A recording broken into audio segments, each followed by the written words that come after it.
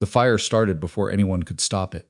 Silas Blackwood sat on horseback at the edge of Wyatt Callahan's property line, watching the barn burn, and he was smiling. Not the nervous smile of a man hoping no one noticed what he'd done. A slow, deliberate smile, the kind a man wears when he's certain the world belongs to him and always will. He didn't hide. He didn't ride away. He sat there in the orange light with his hat pushed back on his head and let Wyatt see him watching. That was the message, not the fire itself. The watching. Wyatt stood in the dirt yard with a bucket he hadn't thrown yet, because the barn was already gone, really gone. The roof caving inward in a cascade of sparks that rose 60 feet into the black sky, and he understood that Silas hadn't come to negotiate. He'd come to demonstrate what happened to men who said no. Maggie stood 3 feet behind Wyatt with her hand pressed flat against her sternum, and even from that distance she could feel the heat on her face. She looked at Silas. Silas looked back at her. Then he touched the brim of his hat, turned his horse, and rode away into the dark like a man with nowhere to be. If you've ever watched someone take something from you and smiled doing it, if you know what it feels like to stand there with your hands full and nothing left to throw, then you already understand what that night cost Wyatt Callahan. And if you want to know how a man who'd spent his whole life being feared finally learned to fight back not with his fists, not with his money, but with something Silas Blackwood never saw coming, then stay with me. This story is going to go places that'll surprise you. Before we get there, if you haven't already, to subscribe to this channel and hit that like button. Drop a comment telling me what city or country you're watching from. I genuinely want to know how far this story travels. Every comment means something. Now let's go back to where it all began. The morning Maggie Hartwell arrived at the Callahan ranch, she had $43, a carpetbag with a broken latch she kept shut with a piece of twine, and a recipe book that had belonged to her mother. The book's spine was cracked, and several pages were stuck together with old grease stains, but she carried it like it was the most valuable thing she owned, because it was. She'd taken the job without seeing the property first. That had been her first mistake, or so Mrs. Delia Farnsworth at the dry goods store told her when she stopped to ask directions. "You took a position at the Callahan ranch," Delia said, not as a question. She set down the jar she'd been shelving and looked at Maggie the way people look at someone who's just announced they're planning to swim across a flooding river. "I did," Maggie said. "And you know about him. I know he needs a cook and housekeeper and that the wages are fair." Delia pressed her lips together. "The wages are more than fair, Mrs. Hartwell. And do you know why that is? Because no woman in this county has lasted more than 2 weeks under that roof. She lowered her voice, "Not right. Something's broken in him. He doesn't talk, doesn't socialize. The last woman he hired said he walked into the kitchen at 4 in the morning, just standing there in the dark, not doing anything, just standing. She quit before sunrise." Maggie picked up her carpetbag. "I appreciate the warning. You're still going." "I'm still going." She almost didn't make it past the front gate. The gate itself was impressive, heavy iron, well-maintained, which told her the man cared about the condition of his property, even if he didn't care about his reputation. That was useful information. She filed it away. What she hadn't expected was the size of him. Wyatt Callahan was standing at the fence post nearest the house when her hired wagon turned up the drive, and she saw him from 100 yards away and initially assumed he was something else, a post, a piece of equipment, something inanimate. Then he moved and her brain recalibrated, and she understood that the shape she was looking at was a man who stood a full head taller than anyone she'd ever met, broad through the shoulders in a way that made the fence posts around him look slender, with hands that could have palmed a watermelon, and probably had. He watched the wagon come without moving toward it. The driver slowed to a stop. Maggie climbed down before he offered to help because she'd learned it was faster that way. She picked up her bag and walked toward the man at the fence. He didn't say anything when she got close, just watched her with dark eyes under the brim of a hat that had seen better decades. "Mr. Callahan," she said. "I'm Margaret Hartwell. You hired me." A long pause. "Then I know who you are." His voice was low and rough, like it didn't get used enough to stay smooth. He looked at her carpetbag, then at her, then somewhere past her left shoulder at nothing in particular. "Kitchen's through the back," he said. "The stove runs hot on the left side. Coffee in the tin by the window." Then he walked away. That was the whole conversation. Maggie stood in the yard for a moment, then looked at the driver, who was already turning his horse around with the expression of a man who'd just delivered someone to the edge of the earth and wanted to get back to civilization. She looked back at the house. It was enormous. 3 stories, wide port, good bones, bad everything else. The windows that faced the yard had the particular dullness of glass that hadn't been cleaned in a year. The porch railing had a gap in it that someone had started to repair and then abandoned. Firewood was stacked against the side of the house in a way that was functional, but not careful, just thrown there, barely organized, the way a man does things when there's no one to notice how he does them. She went inside through the back. The kitchen was the worst room she'd seen in a house that wasn't actually abandoned. Not dirty. Exactly, he hadn't let it go to filth, but joyless in a way that made the air feel heavier than it should have. One pot, two plates, tin cups. A table that had been wiped down but never truly cleaned, the grain of the wood dark with years of use. A loaf of bread sat on the counter that was 3 days old, and so dense it could have anchored a boat. She put her bag down, tied on her aprons, and started going through the cupboards. By the time Wyatt came in for supper that evening, the kitchen smelled like roasted chicken, fresh bread, and coffee that had actually been made correctly, which in her experience was rarer than it should have been. He stopped in the doorway. He looked at the table, which she had set with a cloth she'd found folded at the bottom of a drawer, probably untouched for years. He looked at the food, then he looked at her. "You don't have to use the good cloth," he said. "It's not doing any good folded in a drawer," she said. He sat down. He ate without talking, which she'd expected. What she hadn't expected was the way he ate carefully, slowly, like a man who was trying to make something last. Not because he was hungry, because he didn't want to go back to the silence. She noticed that. She didn't mention it. After supper, he pushed back from the table and stood, and she thought he was going to leave without a word, which would have been fine, she wasn't there for conversation. But he paused at the doorway and said, without turning around, "That was the best meal I've had in 3 years." Then he left. Maggie sat at the kitchen table alone and looked at the empty plate across from her and thought about that. 3 years she'd lost her husband 14 months ago. Daniel Hartwell, who had been a good man in all the ordinary ways, patient, steady, never raised his voice, kept his word. He'd gotten sick in February and was gone by April, and the speed of it had been the cruelest part, the way the world didn't slow down to let her grieve properly. There were bills, there were decisions. There was the small house they'd rented that she couldn't afford alone. There was the particular exhaustion of rebuilding a life that was supposed to have lasted longer. She still wore his ring on a chain around her neck. Not on her finger that felt wrong, somehow, like she was pretending something that wasn't true anymore, but close enough that she could feel the weight of it when she moved. She hadn't told the employment agency that it wasn't relevant. The second morning at the ranch, she woke before dawn and went to the kitchen to start the stove, and Wyatt was already there. He was sitting at the table with a cup of coffee he must have made himself, staring at the surface of it. He wasn't asleep. He wasn't reading. He was just sitting in the dark in his own kitchen at 5 in the morning, completely still, the way a man sits when the inside of his head is quieter than anywhere else he knows how to be. She remembered what Mrs. Farnsworth had said, the woman who quit before sunrise. Maggie lit the stove lamp and said, without making a production of it, "Can I get you a fresh cup? That one looks cold." He looked up like she'd surprised him, which meant he hadn't heard her come in, which meant he'd been somewhere very far inside himself. "I'm fine," he said.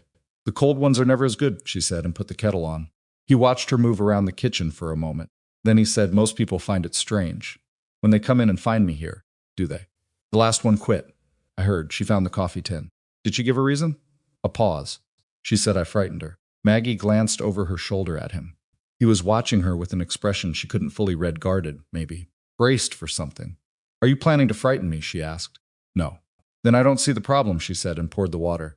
He was quiet for a long time after that. But he didn't leave. And that, Maggie would think later, was the morning everything actually started. The ranch operated like a machine that had been running too long without maintenance. The equipment worked. The cattle were healthy.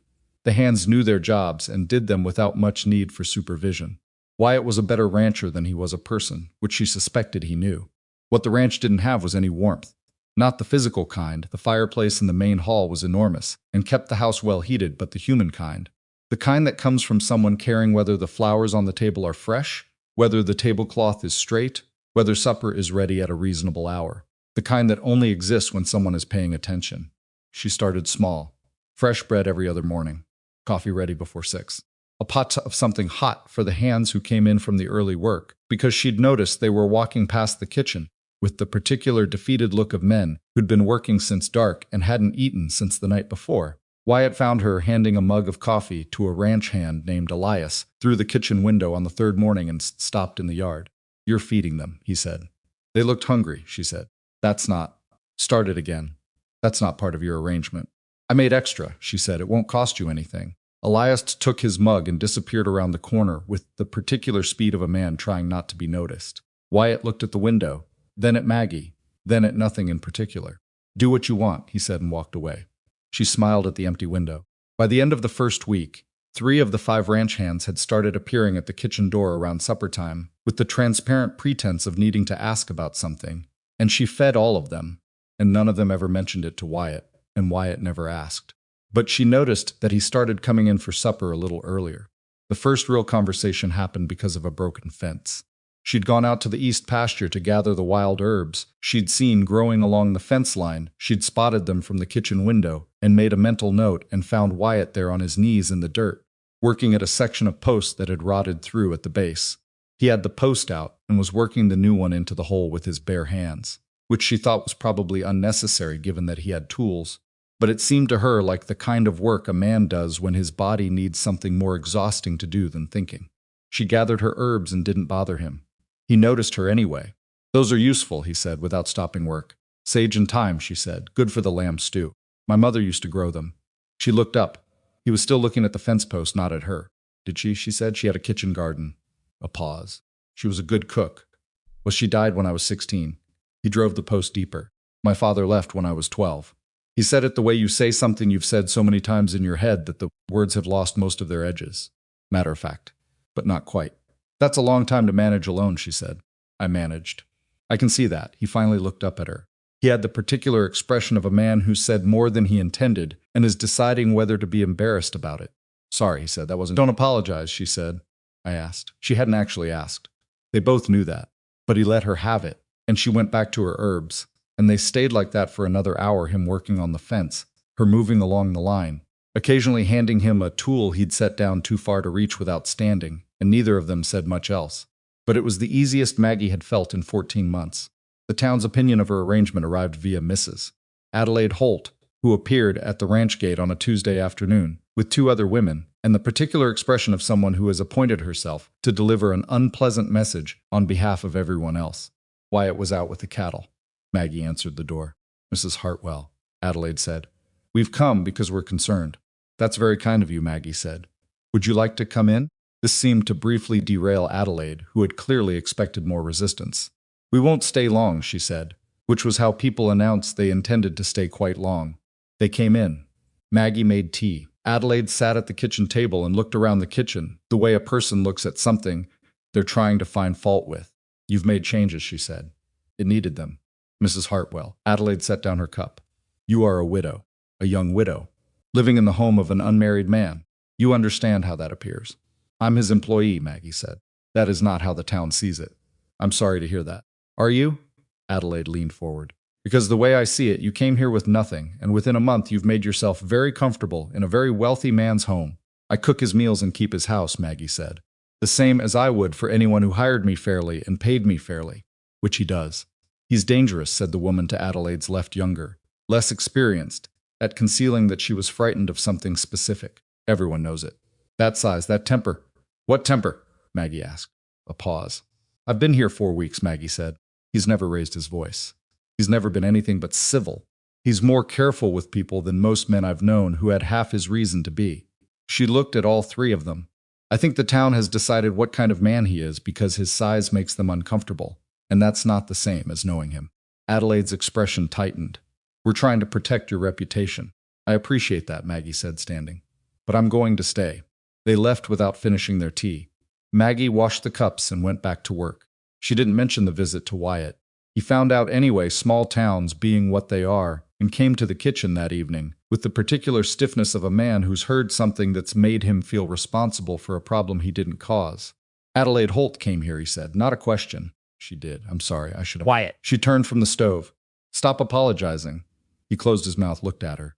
Something in his expression shifted, not a lot. Just a fraction, like a door that had been locked for years settling on its hinges.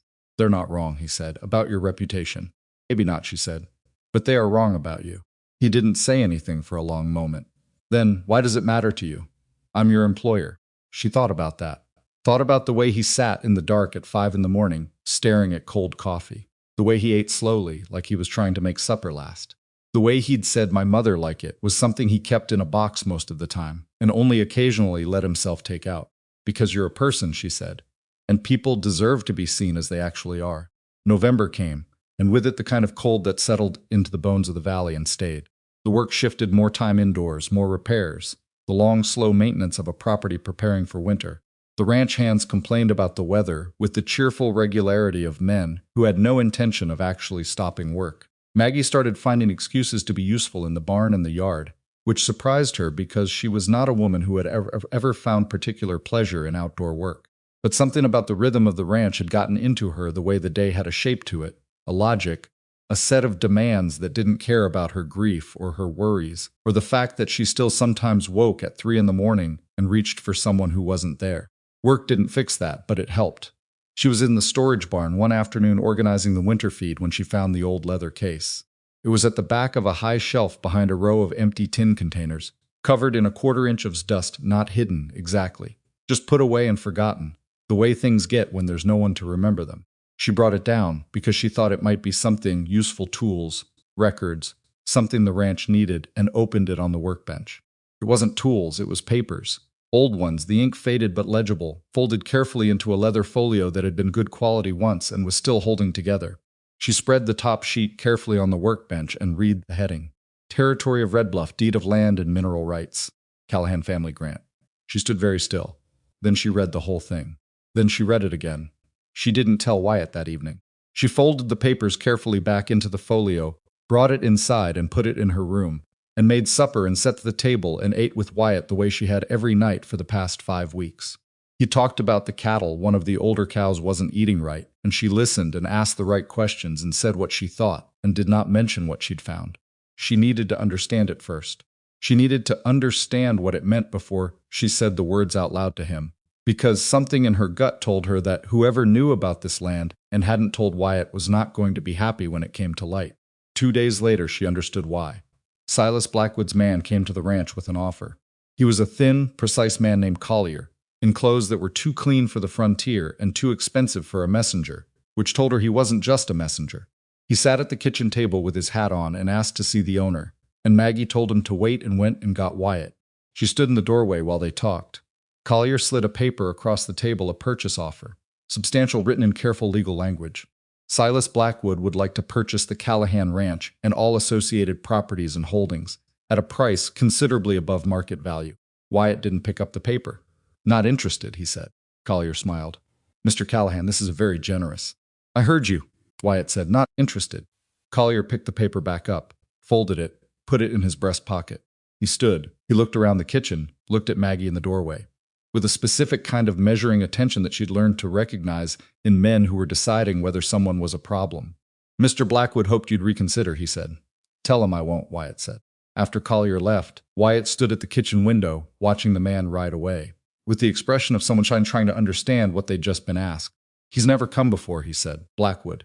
He's never offered to buy this land, Maggie said. Something changed. She looked at him, at his profile against the window, at the set of his jaw. Yes, she said, something did. She went to her room and got the leather folio. When she laid it on the kitchen table in front of him, and he read it, really read it, the color going out of his face and then something else coming in, something she couldn't name. She watched his hands go very still on the paper. This was my grandfather's, he said. My father must have... Your father left it here, she said, with everything else he left behind. Wyatt looked up at her. How long has this been in that barn? Long enough, she said, that Silas Blackwood found out about it before you did. The look on his face then, the understanding settling in, the pieces connecting, the particular sick recognition of a man who realizes he's been maneuvered around without knowing it was one she would not forget. He doesn't want the ranch, Wyatt said slowly. No, she said. He wants what's under it. Outside the evening was going cold and dark, and somewhere down the valley, in a house much larger than anyone needed, Silas Blackwood was sitting at his own table, counting what he thought he was about to take. He didn't know yet that Maggie had found the folio. He didn't know yet that she'd already started to think about what to do with it. He didn't know what was coming. But the fire was still weeks away, and there was still time just barely before everything in Red Bluff Valley would be forced to choose a side. Maggie sat across from Wyatt at the kitchen table and thought about Daniel, who had been steady and patient and good, and about how grief was not the same as being finished, and about what it meant that she was sitting here, in this kitchen, in this particular moment, across from this particular man. She thought about what it had cost her to stay when Adelaide Holt had told her to go.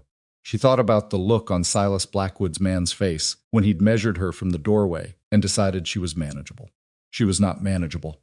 She pressed her hands flat on the kitchen table. We need a lawyer, she said. Wyatt looked at her across the folio. We, he said. We, she said. He held her gaze for a long moment. Then he nodded.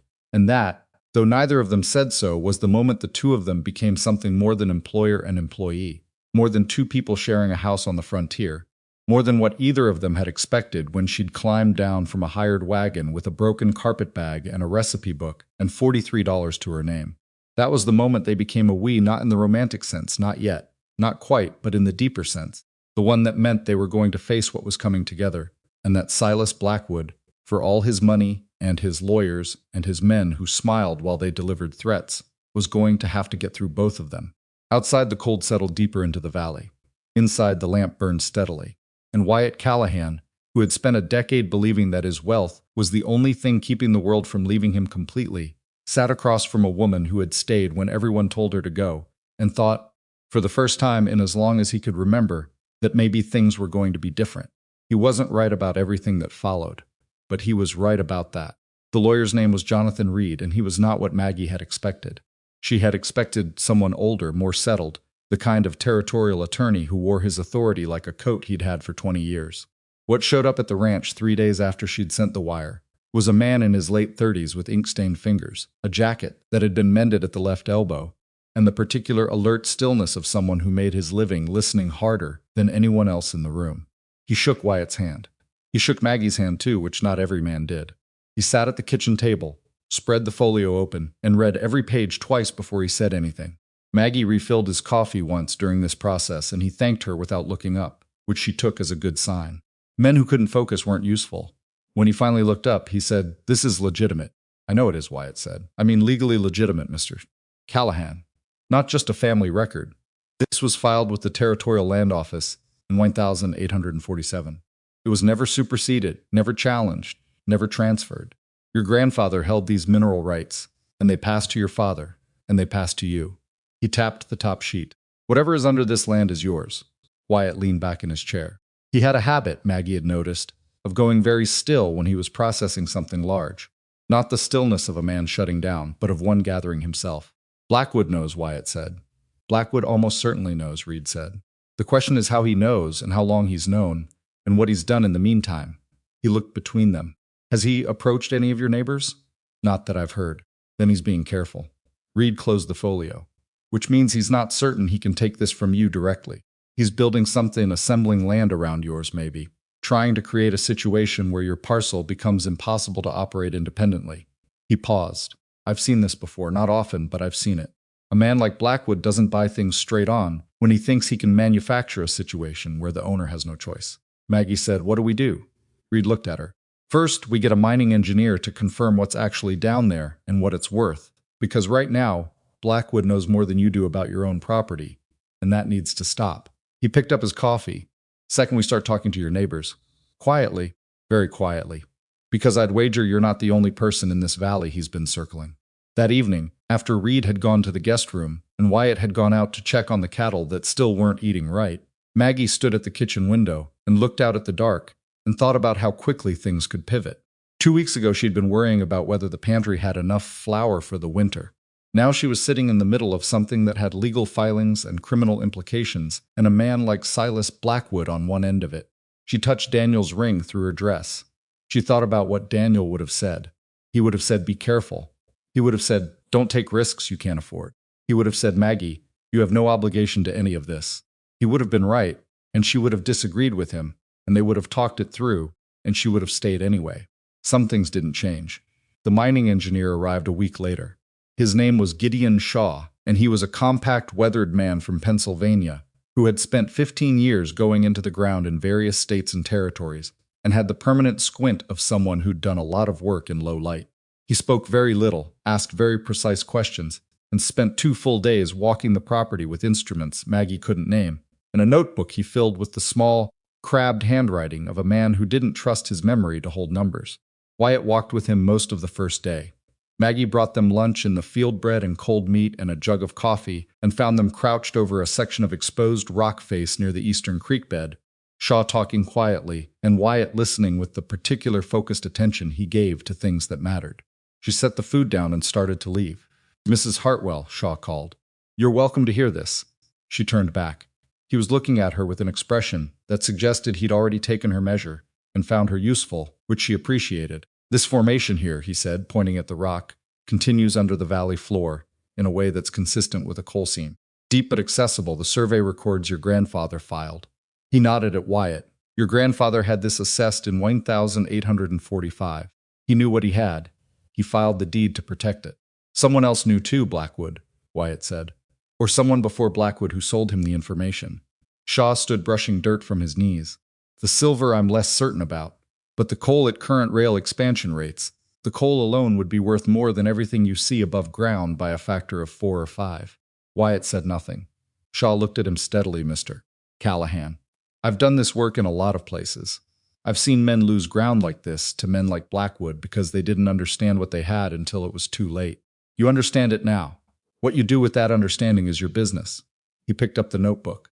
But you have time barely, and you should use it. Driving back to the house, Wyatt held the reins without speaking for so long that Maggie finally said, You're doing the thing. He glanced at her. What thing? Going so quiet inside yourself that you stop being here. She watched him. What are you actually thinking about? A long pause. My father, he said. He knew about this. He had to have known. It was in his papers. And he just stopped. He left. He left the ranch. He left the deed in a barn. He left me at 12 years old with no explanation and a note that said he'd be back. He stared at the road ahead. He wasn't back. No, Maggie said, so either he didn't care that he was leaving this behind, or he did care and he was afraid. His jaw tightened. I spent a long time being angry at him for not caring. I'm not sure which is worse. She thought about what to say. She'd learned by now that Wyatt didn't need comfort exactly. He'd grown up without enough of it that he'd stopped expecting it, which was its own wound. What he needed was someone to sit in the actual facts with him without flinching. Maybe both are true, she said. Maybe he was afraid and he didn't care enough to stay anyway. People aren't one thing. He looked at her. Daniel, my husband, he was the most patient man I knew. He was also stubborn in a way that could drive me to distraction. He was good and he was flawed, and I loved him anyway. She kept her eyes on the road. Your father being afraid doesn't excuse leaving, but it might explain it. Those aren't the same. Wyatt was quiet for a moment. Then you talk about him like he's still somewhere. He is. He's just somewhere I can't reach, she paused. It doesn't stop being true. He didn't respond to that. But something in the set of his shoulders eased slightly, the way it does when a person feels less alone in a room they expected to occupy by themselves. Dr. Everett Mason, who had been the Valley's physician for 20 years, and consequently knew things about most of its residents that he was far too discreet to mention, met them at his office on a Thursday morning. He was 62, with white hair and the kind of unshakable calm that comes from having seen most of what humans do to each other and deciding to help anyway. He listened to what Reed laid out: the deed, the mineral survey, Shaw's assessment, Collier's visit, without interrupting. When Reed finished, Mason folded his hands on his desk. Thomas Haggerty, he said. Reed looked up. Excuse me? Thomas Haggerty. He owned the parcel southeast of Callahan's land, 300 acres, good water access. He sold 18 months ago, which surprised me because Thomas had no intention of selling. He'd told me as much at his wife's appointment the previous winter. Mason looked at Wyatt.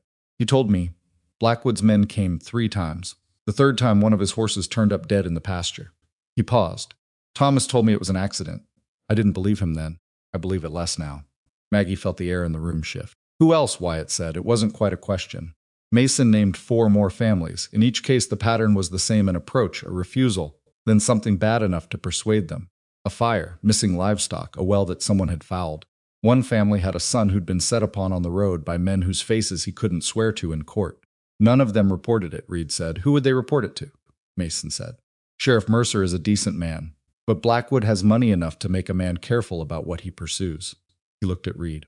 If you're building a case, you need these families, and they need to trust that coming forward won't leave them worse off than staying quiet. That's a hard promise to make, Reed said. No one's asking for a promise, Maggie said. Both men looked at her. They're asking to know that someone is actually fighting, that they're not alone in this. She looked at Wyatt. That's different from a guarantee. Wyatt met her eyes for a moment. Then he turned to Mason. Will you help us talk to them? Mason looked at him steadily. I delivered most of their children. I've sat with most of them at the worst moments of their lives. He stood. Yes, I'll help. The meetings happened over 3 weeks in barns and back rooms, and once in the woodshed behind the Daly family's house because Mrs. Daly was convinced Blackwood had a man watching the road. Maggie thought she was probably right. What she hadn't expected was how frightened everyone was. Not of Blackwood exactly, or not only of him but of hope, of the specific vulnerability of deciding to believe that something might actually change. The Haggerty family had sold and moved on, and were trying to build something new on worse land and didn't want to revisit it. The Dalleys were still on their property but had 2 sons of working age, and one memory of a man on the road that they kept very carefully not talking about. The Purcell family was different. Nora Purcell was 60 years old with a spine like iron and a history of saying exactly what she thought to anyone who asked, and several people who hadn't. She'd been widowed 8 years ago and had run her 300 acres alone since then, with the help of her daughter and a rotation of seasonal workers. Blackwood's men had come to her twice. The first time I told them no, she said, at the meeting in her kitchen, looking directly at Wyatt. The second time I told them to get off my land and not come back. They came back anyway. Left a message on my fence post. Written on paper, no signature. She looked at Reed. I kept it. Reed sat up straighter. You kept it. I keep everything. She went to a tin box on her shelf and extracted a folded piece of paper. A man with bad intentions writes something down. That's his mistake. I kept it. Reed unfolded it carefully. Read it, passed it to Wyatt. Wyatt read it and passed it to Maggie. It was a threat. Not explicit enough to be undeniable in court, but explicit enough that the meaning was clear. The value of cooperation increases as the value of resistance decreases. Consider what you stand to lose. This is something, Reed said, carefully controlled. I have 2 letters, Nora said, and the name of the man who left them because I watched from the window. She looked around the table. I'm not afraid of Silas Blackwood. I'm 80 years old. She caught herself. 60. I'm 60. I've survived harder things. What I need to know is whether this is actually going anywhere, or whether I'm just going to make myself a target for nothing. Wyatt said, it's going somewhere. Nora studied him.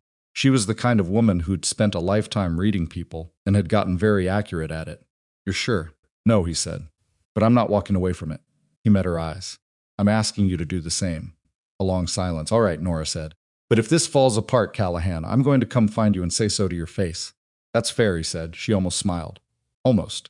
The difficulty was that knowing something and proving it were 2 entirely different problems, and the gap between them was where men like Silas Blackwood lived comfortably. Reed was working through the land records at the county office, tracing the chain of purchases Blackwood had been assembling. Shaw had completed his geological report and delivered a written assessment that Reed called exactly the kind of document that makes a judge pay attention. Mason was quietly documenting what each affected family had told him in his capacity as their physician, which gave the testimony a medical record component that would be difficult to dismiss. But none of it would mean anything if Blackwood moved first, which he did on a Thursday night in December, when the temperature had dropped to the kind of cold that makes everything brittle. Maggie woke at 2 a.m. to a sound she couldn't place, a deep, low sound, wrong in a way she couldn't immediately identify. She sat us up. She smelled it before she understood it. Smoke. She was out of bed and into the hall and hammering on Wyatt's door in seconds. He opened it before she finished knocking. Already dressed. Already reading her face. The barn, she said. He moved past her at a speed that was startling for a man his size. She followed, pulling her coat on in the hallway, her feet finding boots without stopping, out through the back door and into the cold and the orange. The barn was a wall of fire. It had started in the back accelerant, Maggie understood later. Kerosene poured at the base of the rear wall, and had moved fast, and was now somewhere past the point where anything inside could be saved. The horses had been let out first, which meant someone had been deliberate enough to let the horses out first, which meant this wasn't meant to be a tragedy that killed animals. It was meant to be a message. The ranch hands were already there with buckets, and were doing the only thing they could do, which was keep the fire from spreading to the stable and the equipment shed. Wyatt ran the perimeter, assessing, and Maggie watched him do it. Watched him look at the angle of the fire, at the pattern of it, at the place where it had started, and she watched his face go from urgent to understanding. He knew. She turned and looked toward the property line. Silas Blackwood was there on his horse in the firelight, watching. The slow smile, the hat pushed back, the absolute certainty of a man who has never experienced a consequence he didn't choose. He looked at Wyatt. He looked at Maggie. He touched his hat. He rode away. Wyatt stood in the yard with a bucket he hadn't thrown, watching the barn burn, and Maggie stood 3 feet behind him and watched him watch it. She had never hated anyone the way she hated Silas Blackwood in that moment. Not the wild, hot hatred of someone provoked something colder and more particular than that. The hatred of watching someone use power like a toy, hurting people the way you'd swat a fly, because they could and because they believed there was no such thing as a cost they'd actually have to pay. She stepped up beside Wyatt. He was shaking. Just slightly, just in his hands. She didn't think anyone else would notice. She noticed. Say what you're thinking, she said. I'm thinking. He stopped. His jaw worked. I'm thinking I have enough money to take what's left of my family out of this valley and go somewhere Blackwood is never heard of, and never look back. I know, it would be the sensible thing, it would. He turned to look at her. His face in the firelight was all angles and shadow and something raw underneath. You'd leave. If I left, I'd have to, she said. Yes. Something moved through his expression that she couldn't fully track relief. Maybe, that she was being honest, and something else underneath it. Is that what you want, he asked, to leave?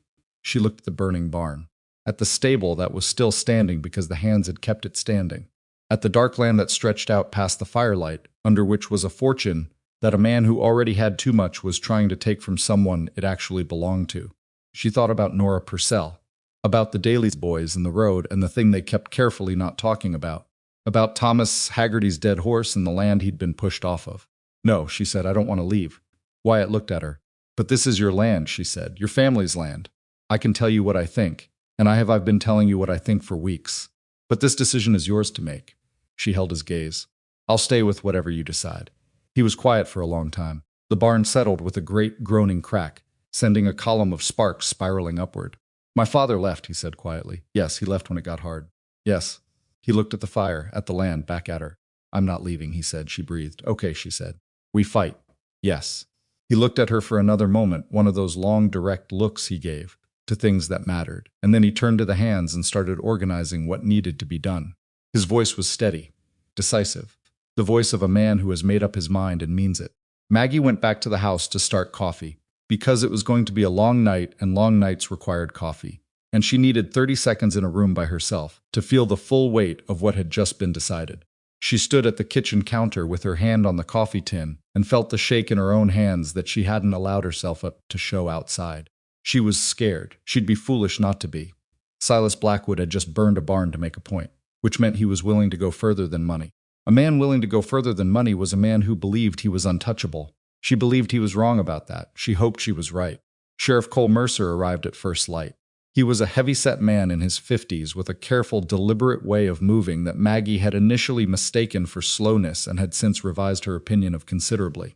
He walked the perimeter of the burned barn with Wyatt, asked questions, wrote things down.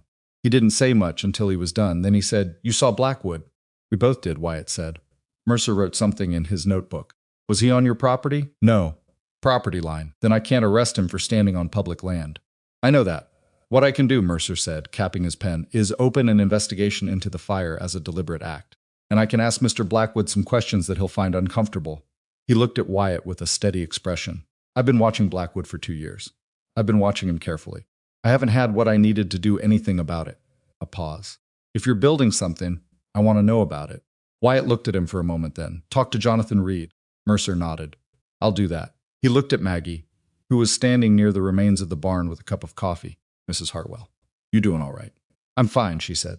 You were smart to stay, he said, in a tone that made it sound like he'd considered it. She wasn't entirely sure what he meant by that, but she thought she understood. So far, she said. He almost smiled. Almost. The weeks after the fire had a particular quality that Maggie didn't have a good word for. It wasn't fear exactly, they were past fear, into something more like grim forward motion, the kind that comes after a decision has been made, and the only choice left is execution. Reed was building the case. Shaw's report was in legal hands. Mason had his documentation. Mercer had started interviewing the families affected by Blackwood's campaign, which meant the families had started talking, which meant the dam had cracked. At the ranch itself, the work continued the way work does when there's no alternative to it. The burned barn needed to be cleared. The animals needed care. The cattle that had been off their feed, there were 3 of them now. Not just one needed attention from the horse doctor. The fence line needed the repairs Wyatt had been meaning to get to since October. It was during the fence repairs that it happened. He'd been working at the section near the eastern pasture, the same section he'd been mending, the first time they'd had an actual conversation, which Maggie thought about briefly and then put aside, and she'd brought lunch out because he'd been at it since 7, and it was past noon. She handed him the wrapped bread and the coffee and sat down on the fence rail while he ate. They talked about the case. About what Reed had said yesterday regarding the land record irregularities he'd found, which were more significant than they'd originally thought. About what Mercer had told Wyatt that morning, in a quiet conversation at the edge of the property, that Maggie hadn't been part of, but had heard the general shape of afterward. Then there was a pause, and it was the particular kind of pause that means someone is deciding whether to say something. Wyatt set down the coffee. Can I say something that might be? I'm not sure how to say it right, he said. Just say it, she said. Since you came here, he said slowly, like a man building a sentence he's never built before, I have not spent a single morning dreading the day. He looked at the fence, not at her. That sounds like a small thing. It doesn't, she said. I've been dreading every morning for a long time. He was quiet. I'd get up and the day would be, he stopped. Empty isn't the right word. Full of work, just empty underneath. Like doing all of it for a reason I couldn't quite remember. She was very still. I don't feel that way anymore, he said. He turned to look at her, and there was something in it that required some courage. She could see that. The courage of a man who has spent a very long time not saying things out loud. I don't know what to do with that. She thought about Daniel's ring against her sternum. She thought about the particular loneliness of feeling something new after a long time of feeling nothing new, and what it costs to admit it out loud. I don't either, she said, honestly. They looked at each other for a moment that was too long to be ordinary, and not long enough for either of them to be sure of anything. I'm not asking for anything, he said. I just wanted you to know. I know, she said. I wanted you to know that the feeling is not. She stopped. Try it again. You're not alone in it. He nodded, looked away, picked up his coffee. And they stayed there for another little while, not talking about it any further, which was either cowardice or the wisdom, to leave something alone that needed more time to become itself. Maggie wasn't sure which, both maybe. People aren't one thing. She'd told him that. Neither was this. 3 days later, Nora Purcell arrived at the ranch on her own horse without warning, tied up at the post, and knocked on the front door with the efficiency of a woman who had decided something and was acting on it before she could talk herself out of it. Maggie answered. I have a third letter, Nora said. It came yesterday. He's pushing again. Harder. She looked past Maggie into the house. Is Callahan here? He's in the stable. Get him. And your lawyer if he's here. She walked in without being invited, which Maggie respected. And make coffee. This is going to take a while. Maggie got Wyatt from the stable and wired Reed, and by the afternoon they were around the kitchen table again, the third letter in the center of it. This one was less coded than the previous two. Whoever had written it, and Reed was increasingly certain it was one of Blackwood's senior men, a man named Greer who had legal training, and therefore should have known better, had apparently decided that subtlety had run its course. It said in plain terms that Mrs. Purcell's continued refusal to cooperate was noted, that certain information about her late husband's financial history might become relevant to public record, that the value of her property was likely to decline if she chose to remain isolated from the cooperative development of the valley. He's threatening to damage the dead man's reputation, Wyatt said. He's threatening to invent things about the dead man's reputation, Nora said, with a particular flatness. James was the most honest man I knew. There's nothing to find. Blackwood's hoping the threat is enough. She looked around the table. It isn't. Reed was already writing. This is explicit enough that I can work with it. Combined with the first 2 letters and the name of the courier, if we can connect Greer to these. I have more than a name, Nora said. She reached into her coat and put a second piece of paper on the table. It was a receipt. He dropped it when he left the letter on my fence post. Dropped it in the dirt by the road. Receipts from a hardware store in Carmody for kerosene, rope, and a particular size of iron spike. She looked at Mercer, who had arrived an hour in when Maggie had sent a hand to find him. The same kind of spike they found in the remains of Callahan's barn. The room went very quiet. Mercer picked up the receipt and looked at it for a long time. The date, he said, 2 days before the fire, Nora said. Mercer set the receipt down carefully. He looked at Wyatt. He looked at Maggie. He looked at the receipt again. I'm going to need to make some inquiries in Carmody, he said. Yes, Reed said, you are. Maggie sat at the kitchen table with her hands wrapped around her coffee cup and looked at the evidence spread out in front of them. Letters, a receipt, geological surveys, legal documents, the sworn accounts of 6 families, and felt something she hadn't allowed herself to feel since the night of the fire. Not confidence, not quite, but the specific sensation of the ground becoming solid under your feet after a long time of not being sure where you were stepping. Wyatt was looking at her from across the table. She looked back. He said nothing, but the way he looked at her said, clearly enough, we're still in this. She nodded once. They were still in this. Outside, the winter was deep and the valley was cold, and Silas Blackwood was somewhere in his large house, counting what he believed he was about to take. He didn't know about Nora Purcell's tin box. He didn't know about a hardware receipt that a careless man had dropped in the dirt. He didn't know that Cole Mercer had been watching him for 2 years and waiting for exactly this kind of opening. And he had no idea, not yet, what it felt like to be in a room with a woman who had arrived with $43 in a broken carpetbag and had decided, on no particular authority except her own stubborn decency, that this valley was worth fighting for. He was about to find out. Mercer rode to Carmody on a Friday and came back on a Sunday, with the particular expression of a man who has found what he was looking for and isn't sure yet whether to be satisfied or sick about it. He came straight to the ranch. It was late afternoon, the light going flat and gray across the valley floor, and Maggie saw him from the kitchen window and called for Wyatt before Mercer had finished tying his horse. They sat at the kitchen table, the same table that had become, over the past 2 months, something like a war room, its surface familiar with maps and documents and coffee rings, and Mercer put his notebook down and opened it to a page dense with his careful handwriting. "The hardware store in Carmody," he said. "A man matching Greer's description made that purchase. The owner remembers him because he paid in cash and asked specifically about kerosene quantity by volume, which is a strange question if you're buying it for a lamp." He turned a page. "There's a livery record that puts a horse registered to Blackwood's operation in Carmody the same week. Not proof by itself, but it's consistent." "Consistent isn't enough," Reed said. He'd arrived an hour before Mercer, and he and Shaw had been working through the land records again at one end of the table. "A judge will want more than consistent." "I know that," Mercer said, without irritation. "I'm not finished." He turned another page. "The more useful thing I found in Carmody was a man named Aldous Trent, who worked for Blackwood's operation for 14 months and stopped working for him 8 months ago. He left because of something he saw that he didn't want any part of, and he's been sitting on it in Carmody hoping nobody would come looking." Nora Purcell, who had taken to appearing at these meetings with the regularity of someone who had decided her presence was no longer optional, said, "What did he see?" "He witnessed a conversation between Greer and one of the Haggerty family's former ranch hands about the dead horse," Mercer said. "Specific enough that it's not ambiguous. He'll testify to it." The table went quiet for a moment. Wyatt, who had been leaning back in his chair with his arms crossed in the way he did, when he was listening hard and saying nothing, said, "Will he actually do it?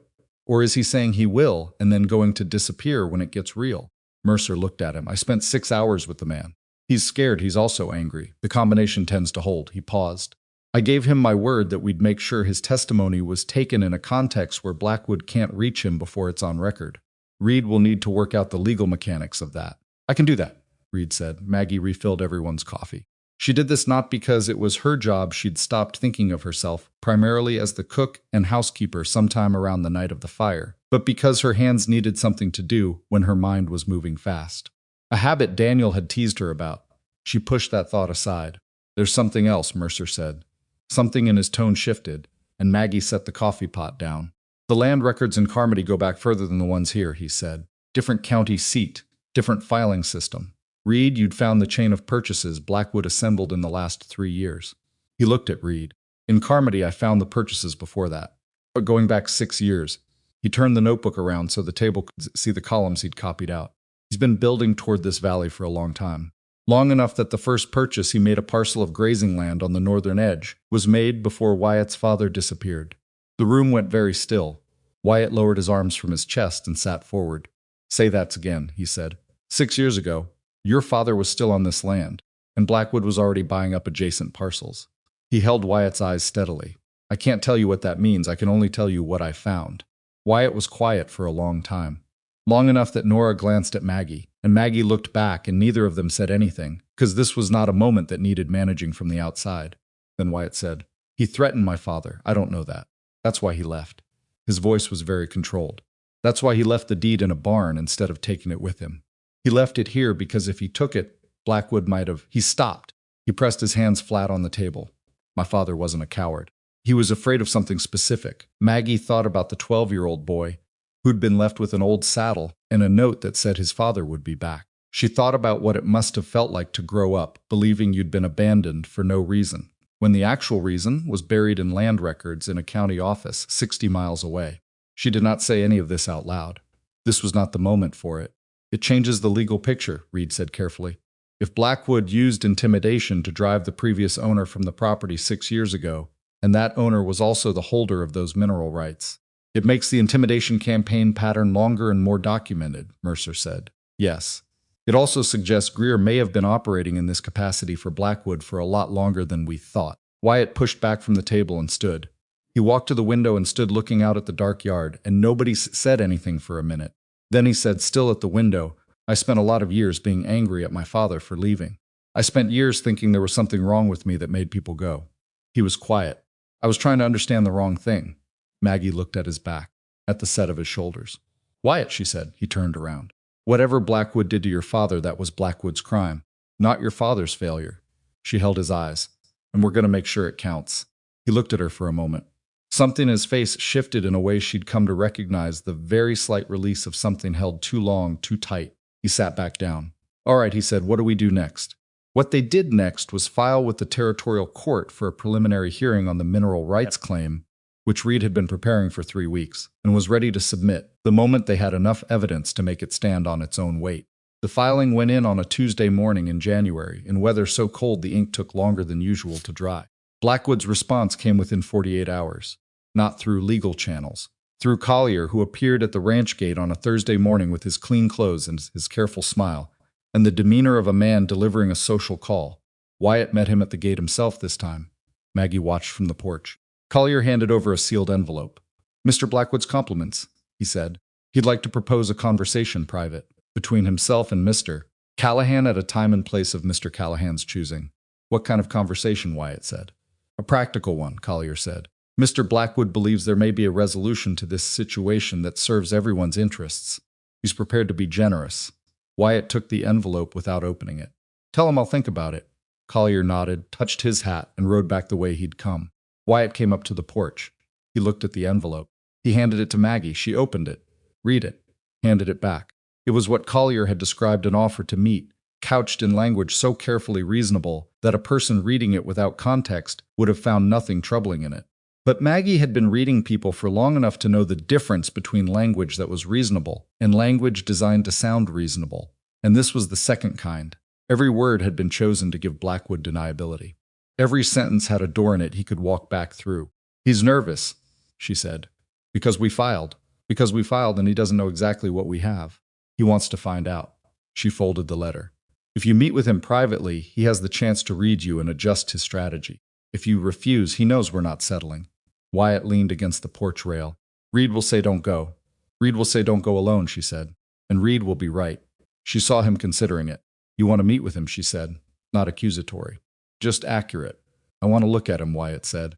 Directly. I want to see what kind of man does this. He paused. I've been trying to understand him from paper. That's not the same. She thought about that. She thought about whether this was wisdom or pride, and whether the line between them was always clear, and whether it mattered which one it was if the outcome was the same. Then we go, she said. You, me, and Reed. Blackwood said private. Blackwood says a lot of things, she said.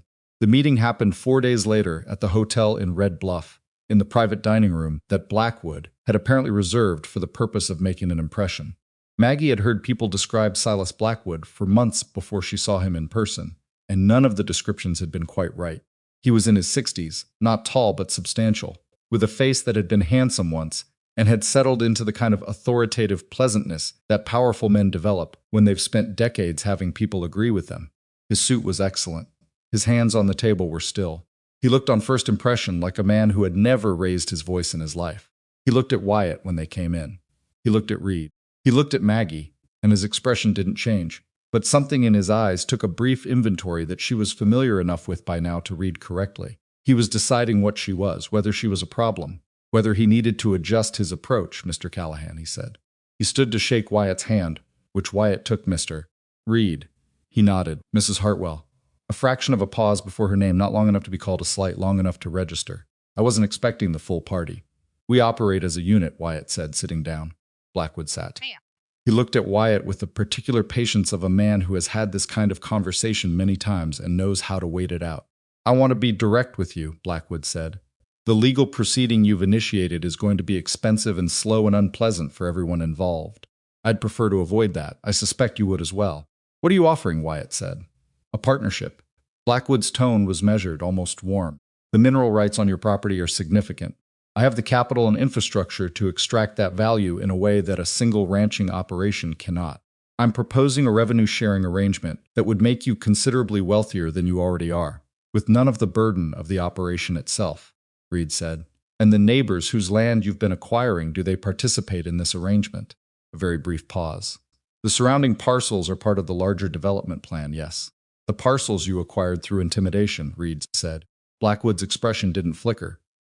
I don't know what you've been told, Mr. Reed, but I've conducted all my business dealings in this territory lawfully and in good faith. Thomas Haggerty's horse, Wyatt said. Blackwood looked at him.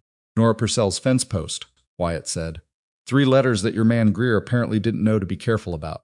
An employee you let go 8 months ago who's been in Carmody ever since, and who has a very good memory. He leaned forward. And a land record in Carmody that goes back 6 years, to when a different Callahan was still on this property. For the first time, something shifted in Blackwood's face. Not much. Just enough. I don't know what you think you found, he said. I know exactly what I found, Wyatt said, and so do you. He held Blackwood's eyes without looking away. You came after my father. You drove him off his own land. He left because he was afraid of what you'd do, and he left a 12-year-old boy behind, and whatever you did to him or threatened to do, it worked, and he spent the rest of his life not coming back. His voice stayed even. You took something from my family before I was old enough to understand what it was. I'm not going to let you take anything else. The room was quiet. Blackwood looked at Wyatt for a long moment with an expression that was very difficult to read. Then he looked at Maggie. You've been busy, he said to her. Mr. Callahan has been busy, she said. I just help where I can. Blackwood looked back at Wyatt. The pleasant expression had become something more careful. The court case will be difficult for you. My attorneys are among the best in the territory. They'll raise questions about the validity of an 1,847 filing, about your family's history, about a slight shift of his eyes toward Maggie, the nature of your household arrangements. Let them, Wyatt said. You understand that the press will be present, that this will be a public proceeding. Good, Wyatt said. Then everything will be on record. Blackwood was quiet. He looked down at the table for a moment, the only sign Maggie had seen of anything other than control, and then looked back up. I'll make a final offer, he said. Double the amount we discussed in the original proposal.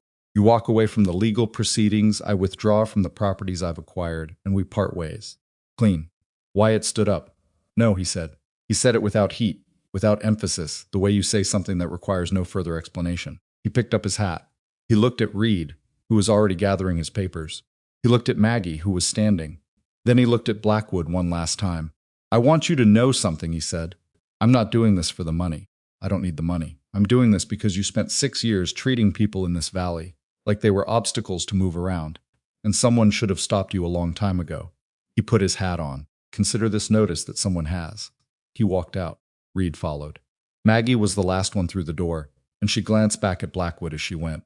He was sitting very still at the table, looking at the place where Wyatt had been, and for just a moment, one unguarded second, he looked like a man who had just understood that something had changed and he couldn't put it back.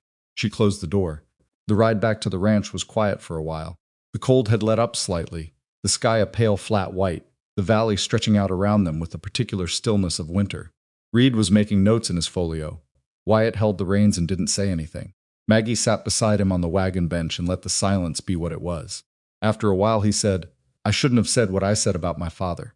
Why not? Because it was personal. This is a legal case. It was honest, Maggie said. And honest things have a way of landing differently than calculated things. She watched the road. Blackwood spent that whole meeting calculating. You didn't. That's why he looked the way he did when you walked out. Wyatt thought about that. How did he look? Reed asked from the back, without looking up from his notes. Like someone had moved the furniture in a room he thought he knew by heart, Maggie said. Reed wrote something down. Good, he said. The weeks between the hotel meeting and the court date carried the particular tension of a period when everything important is happening in rooms you're not in, legal offices, county records, a judge's chambers where Reed had spent 3 mornings making arguments Maggie would only hear described afterward. She had gotten good at occupying herself during these stretches. Work helped, the ranch helped, the rhythm of a place that had real and constant demands. She was rethatching the feed storage leaned to a job she'd taken on, because the hands were stretched with cattle work, and she was tired of waiting for things to arrive when Elias came to find her. Elias was the ranch hand she'd first handed coffee through the kitchen window, weeks and weeks ago now, and he had the particular loyalty of someone who decides early on that a person is worth something and doesn't revise the opinion. He appeared at the edge of the lean-to with the look of a man who'd been asked to deliver news he wasn't sure how to frame. There's someone at the gate, he said. Says he's looking for Mr. Callahan. Doesn't look like Blackwood's people. He paused. Looks like nobody's people. Old man trail worn. Says his name is... He stopped. Something in his expression told Maggie what was coming before he said it. Says his name is Robert Callahan, he said. She climbed down from the lean-to. She went inside. She found Wyatt in the study, going through a set of documents Reed had left. She stood in the doorway. He looked up. He read her face. He went still. What is it? He said. There's a man at the gate, she said. You should go see him yourself. She watched him understand. The way understanding arrives sometimes not as a shock, but as the settling of something you've been waiting for. So long you stopped knowing you were waiting. He set down the documents. He stood. "I'll be here," she said. "When you come back." He looked at her for a moment. He nodded. Then he went. She didn't watch. She stayed in the kitchen and made bread that didn't need making, because her hands needed something, and the dough was honest. She worked the flour and the water, and kept her mind on what was in front of her, and let whatever was happening at the gate happen without her. An hour passed. She heard the front door. She heard two sets of footsteps, one familiar, one slower, heavier. The steps of an older man who had walked a long way. She kept her hands in the dough and did not look up when Wyatt came to the kitchen doorway. "He wants to meet you," Wyatt said. His voice was strange. Not broken. Wyatt's voice was too controlled for that, but altered in some way she couldn't immediately name. Like a frequency shifted. "Whenever you're ready," she said. She washed her hands and dried them and followed him into the main room. Robert Callahan was in his 60s, which surprised her. She'd been picturing someone older. He had Wyatt's build, in the way you could see the architecture of it under 30 years and hard weather, and something of Wyatt's eyes, the same dark steadiness. He was sitting in the chair nearest the fire, and he looked like a man who had been cold for a very long time in every sense, and was only now beginning to understand what warmth felt like. He looked at Maggie, and she looked back at him. "Mrs. Hartwell," he said. His voice was rougher than Wyatt's. "My son tells me you found the deed." "I did," she said. "If you hadn't," he stopped. He looked at his hands. "I left it here because I thought if I took it, Blackwood would use it to come after Wyatt directly. He'd already threatened the boy. Indirectly, but I knew what he meant." He was quiet. "I thought if I left, if I disappeared, Blackwood would follow me and leave the ranch alone. I thought I was protecting him. Did it work?" she asked. A long pause. "Blackwood followed me for 2 years." Then he stopped. "I thought it was over." He looked at Wyatt, who was standing near the window. "I didn't know he'd started on the neighbors. I didn't know he was circling back." His voice cracked once at the edge, and he controlled it. "I should have come back the moment I thought it was safe. I kept waiting to be certain. I was never certain." Wyatt at the window said nothing. Maggie looked at him. At the set of his jaw and the careful control of his hands. She thought about what she'd told him weeks ago. People aren't one thing. It doesn't excuse it, but it might explain it. She'd believed that when she said it, she still believed it. What she hadn't known then was whether Wyatt would be able to hold both things at once, the anger and the understanding, without one destroying the other. He turned from the window. He looked at his father for a long time. "You're going to testify," he said, "at the hearing. If Reed thinks your account is relevant." Robert Callahan blinked.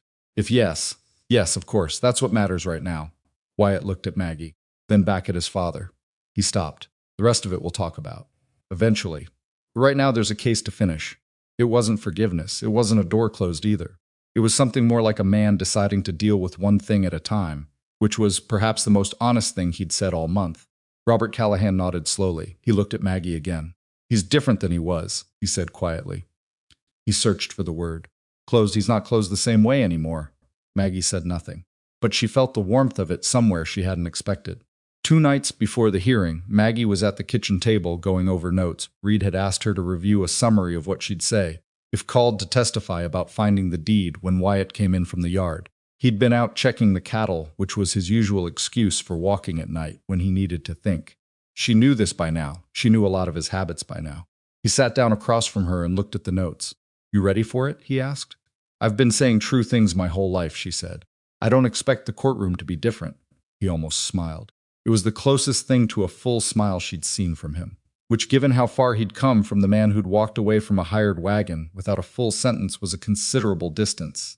He said, "When this is over—" "Don't," she said. He looked at her. "Don't plan past Thursday," she said.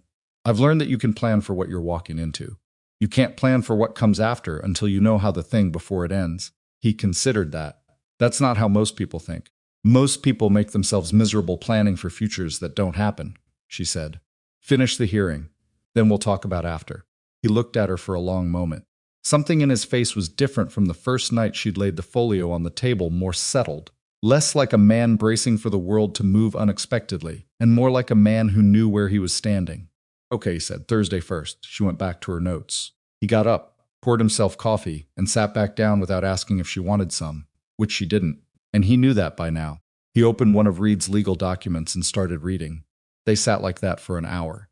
2 people at a kitchen table in a house that had started as someone's lonely kingdom and had become, without either of them planning for it, something else entirely. Something warmer and harder to name and more worth defending. Outside, Red Bluff Valley lay cold and dark under a winter sky, and in 2 days a courtroom would decide what belonged to whom and what would happen to the families who had stayed when a powerful man told them to go.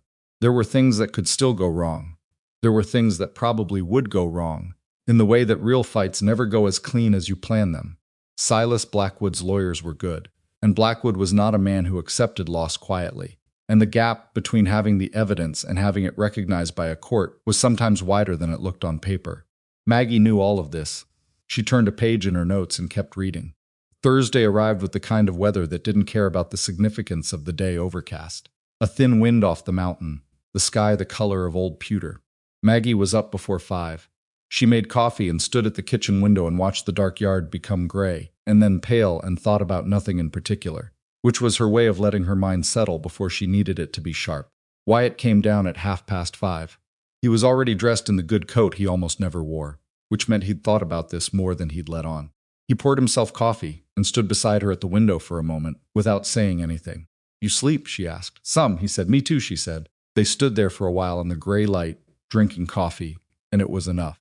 Reed arrived at 7, with his case organized in a leather satchel that looked like it had been through previous legal battles and survived them.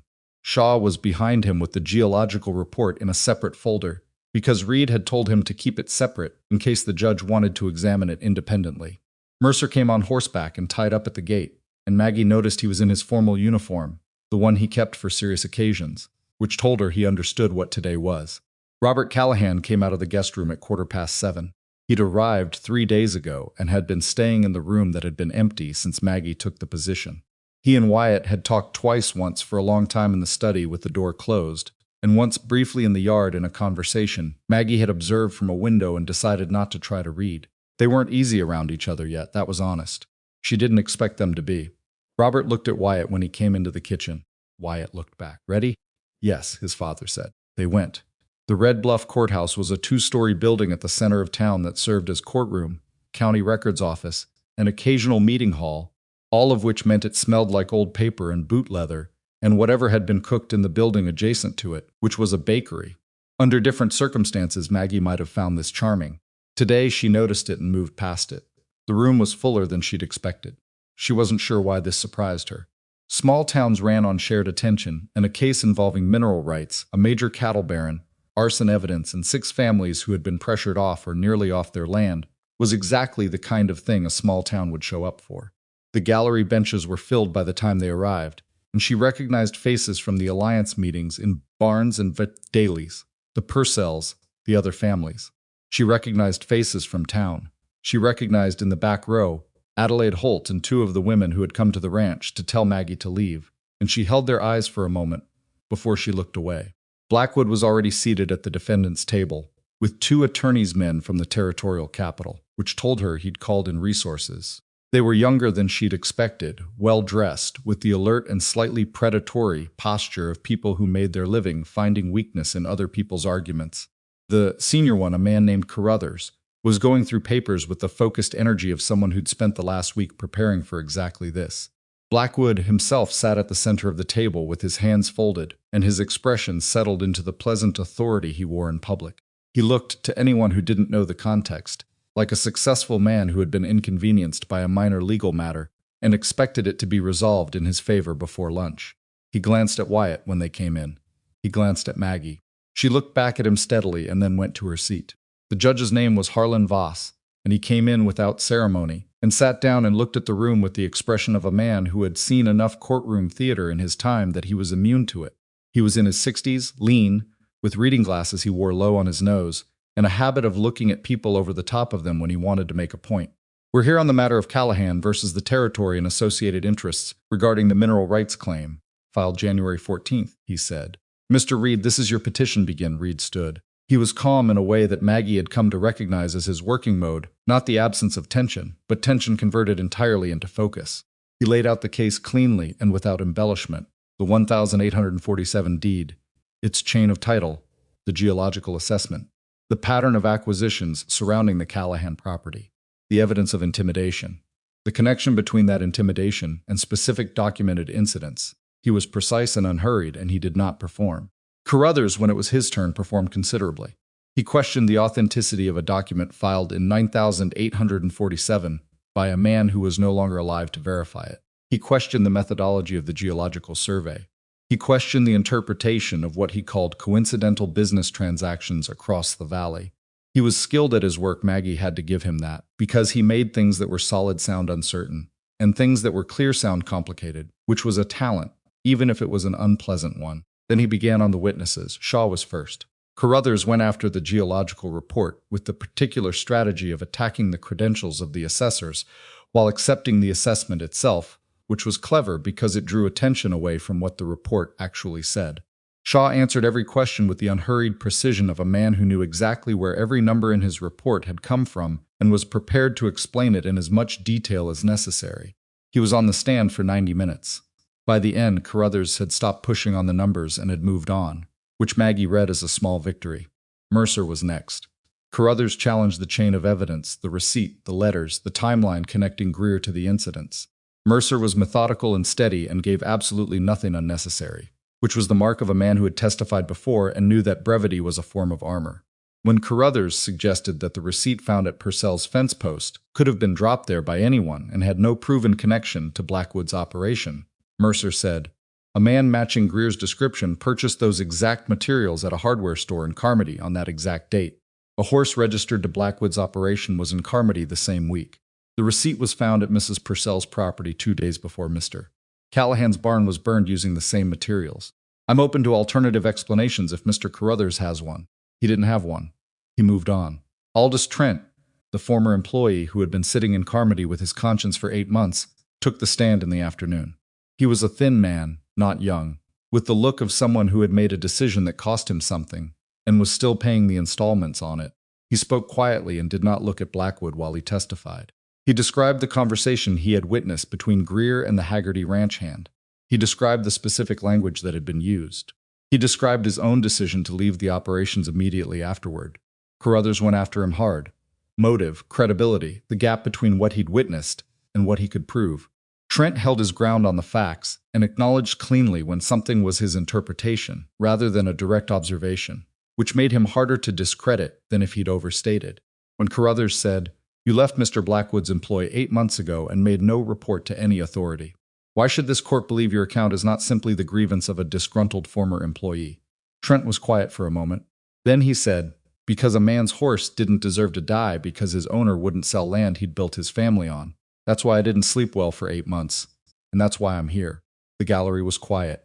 Voss looked at Carruthers. Carruthers had nothing useful to say to that and sat down. Nora Purcell took the stand next, and if Trent had been the witness who made the room quiet, Nora was the one who made it pay attention.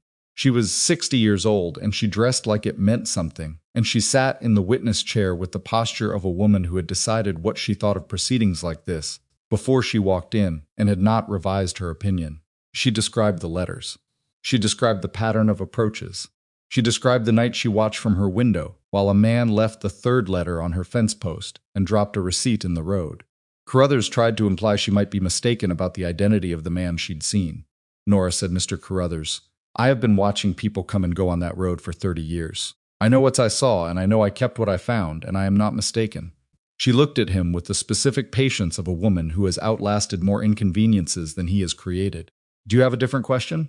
He did not have a different question. Robert Callahan was last of the day's witnesses. He walked to the stand. Slowly he moved like a man who'd spent years outdoors and had paid for it in his joints. Then he sat down and looked at the court without quite looking at Wyatt, which Maggie noticed. Reed took him through the history carefully. The original deed. The approaches from Blackwood's people 6 years ago. The threats that had been made, not in writing. Blackwood had been smarter then, but in the specific language that left no genuine ambiguity. The morning he had left the ranch with his son asleep in the house. The years of watching from a distance, too afraid to come back and too guilty to stay away. The courtroom had gone to a kind of stillness that was different from legal attention. It was the stillness of people in the gallery recognizing something true about how fear operates, how it makes people do things they spend the rest of their lives unable to fully explain. Carruthers' cross-examination of Robert Callahan was not his finest hour. He pushed on the absence of written evidence from 6 years ago. Robert acknowledged it. He pushed on the years of absence. Robert acknowledged it. He pushed on the claim that Blackwood's people had made specific threats, suggesting that Robert was now constructing a narrative convenient to his son's legal case. Robert said, "I left my boy at 12 years old because I was scared and I made a bad decision. That's the most inconvenient narrative I know. I'm not constructing it. I've been living it for 2 decades." Carruthers sat down. The second day began with Maggie. She had not testified in a court before. She had thought about it the previous night and had decided that the only way through it was the same way through everything else. Say what was true. Say it clearly. And don't add anything that wasn't necessary. Reed had told her the same thing, which she took as confirmation. Carruthers let her tell the story of finding the deed without interruption. He waited. She could see him building something, and she watched him build it, which was not comfortable, but being uncomfortable was not the same as being at a disadvantage. When she finished, he stood. "Mrs. Hartwell," he said, in a tone that was carefully pitched to be just formal enough to be pointed, "you are employed at the Callahan Ranch as a cook and housekeeper. Is that correct?" "I was hired in that capacity," she said. "My role has expanded somewhat, has it?" He looked at his notes. "You are a widow. You live on the property. You are involved in legal strategy with Mr. Callahan's attorney and appear to have a significant role in coordinating the alliance of families this case relies upon." He paused. "How would you describe your relationship with Mr. Callahan?"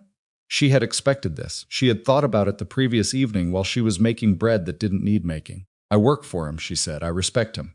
I believe he's been wronged, and I've helped where I could. That's the full account. You arrived at this ranch with very little," Carruthers said.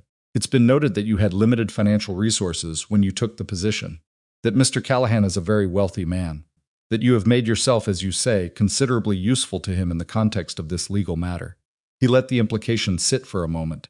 "Would you say it's possible that your account of the deed's discovery is shaped by a personal interest in Mr. Callahan's financial outcome?" The room was quiet. The gallery was watching her. She looked at Carruthers with the same steadiness she would have given a fence post in her way. "I found documents in a storage barn while organizing for winter," she said. "I recognized what they were. I told Mr. Callahan immediately. I have never hidden anything, altered anything, or shaped any account to suit any interest other than what was true." She paused. "As for my financial interest, I was earning a fair wage when I arrived, and I'm earning the same fair wage now. His fortune has never been a reason I've done anything at this ranch, including stay when people told me to leave." "And yet you did stay," Carruthers said. "Contrary to the advice of many in this community. One might wonder why a woman in your position would take on the personal and reputational risk of—" "Because it was right," she said. "I don't have a more complicated answer than that. What was being done to him and to the families in this valley was wrong, and I was in a position to help, and I did." She held his eyes. "Is there a legal question in what you're suggesting, Mr. Carruthers, or is this just a way of implying that a woman without money can't have principles?" The gallery made a sound. Voss didn't quite suppress a look over his glasses. Carruthers moved on. When she returned to her seat, Wyatt was looking at her.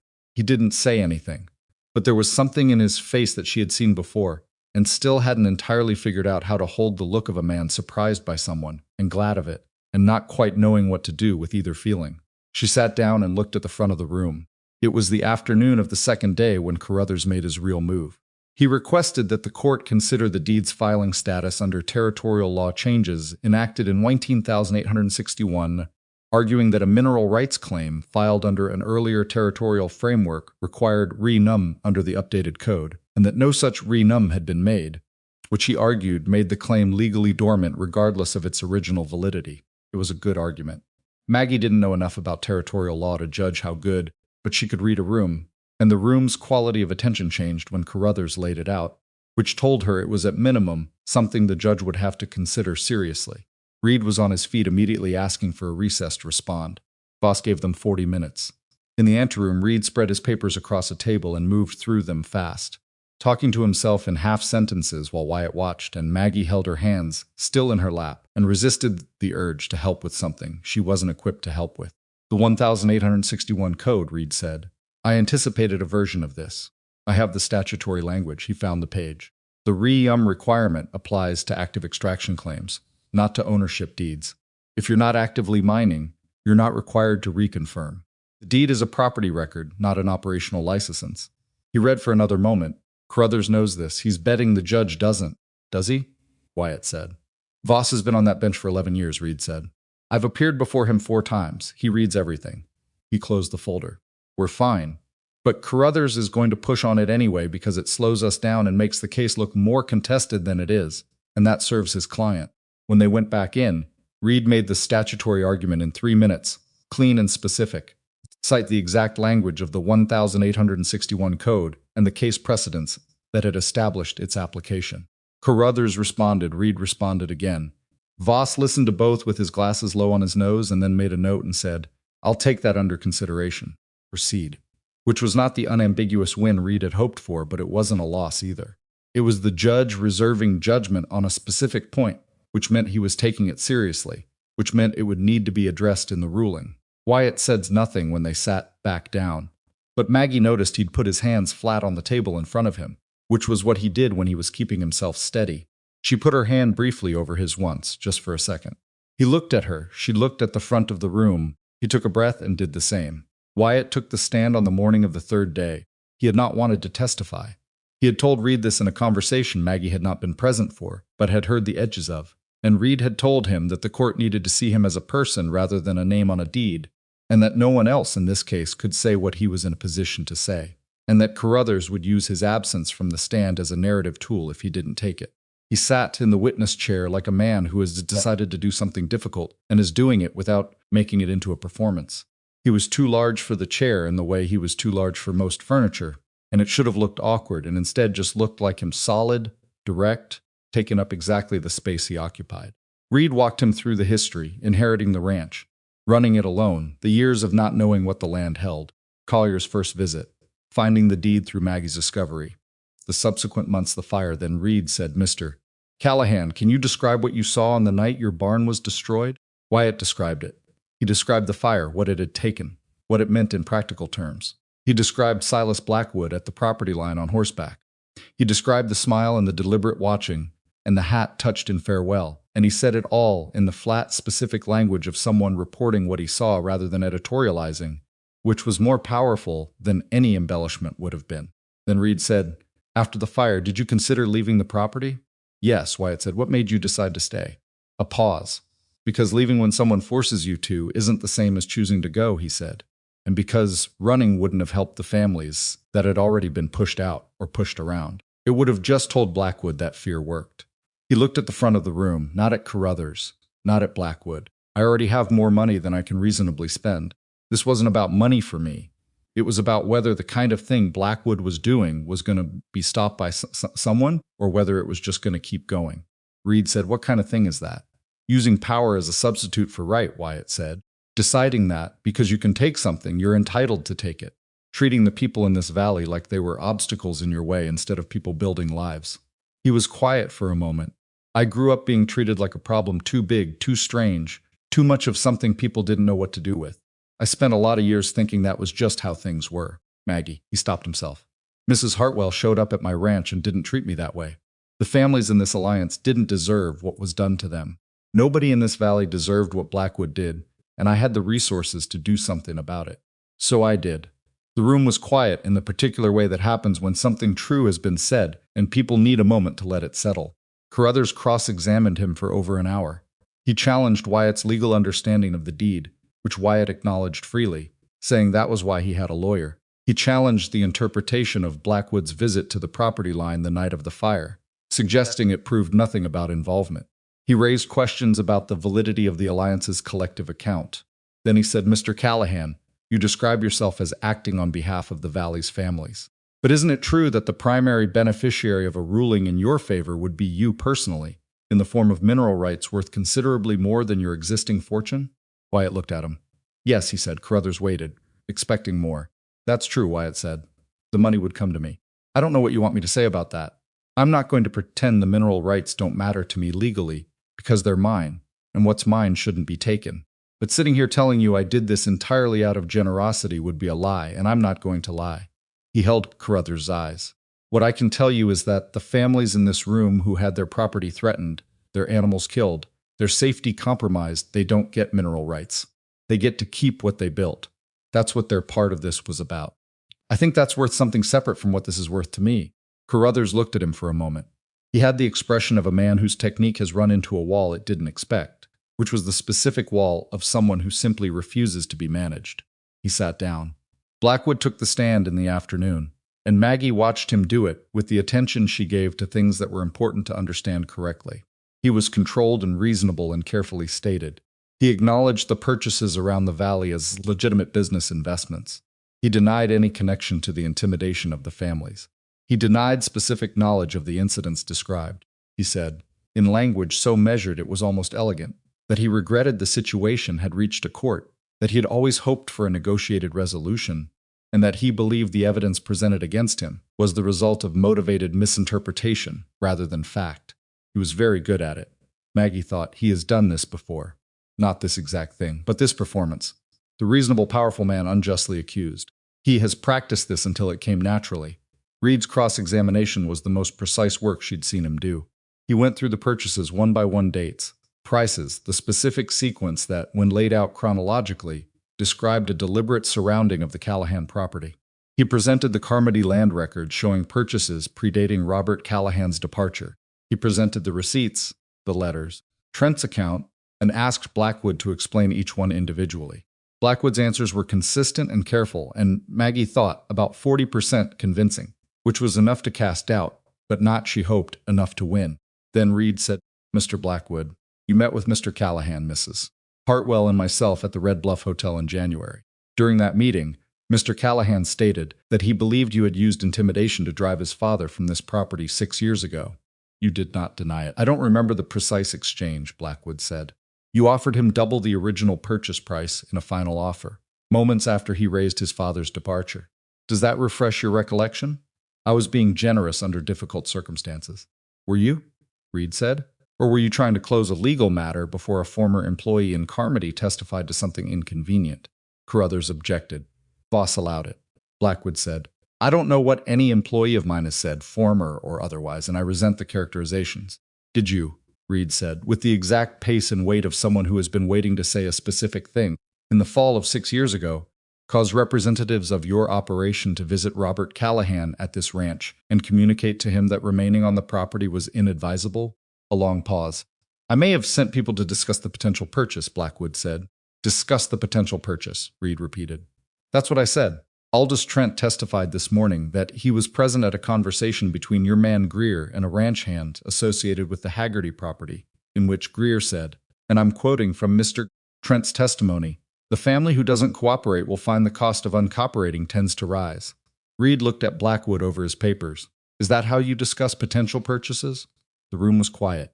Blackwood said, I can't speak to the specific words of every conversation my employees have had. No, Reed said. But the pattern of those conversations is rather consistent, isn't it? Across 6 years. Across multiple families. Across 2 generations of the Callahan family. He set the papers down. I have no further questions. Voss did not rule from the bench.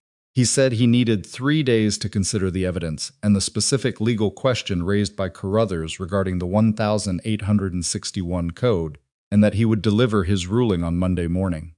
3 days they went back to the ranch. The Alliance families dispersed to their own homes. Reed went to the hotel in town. Mercer went to his office.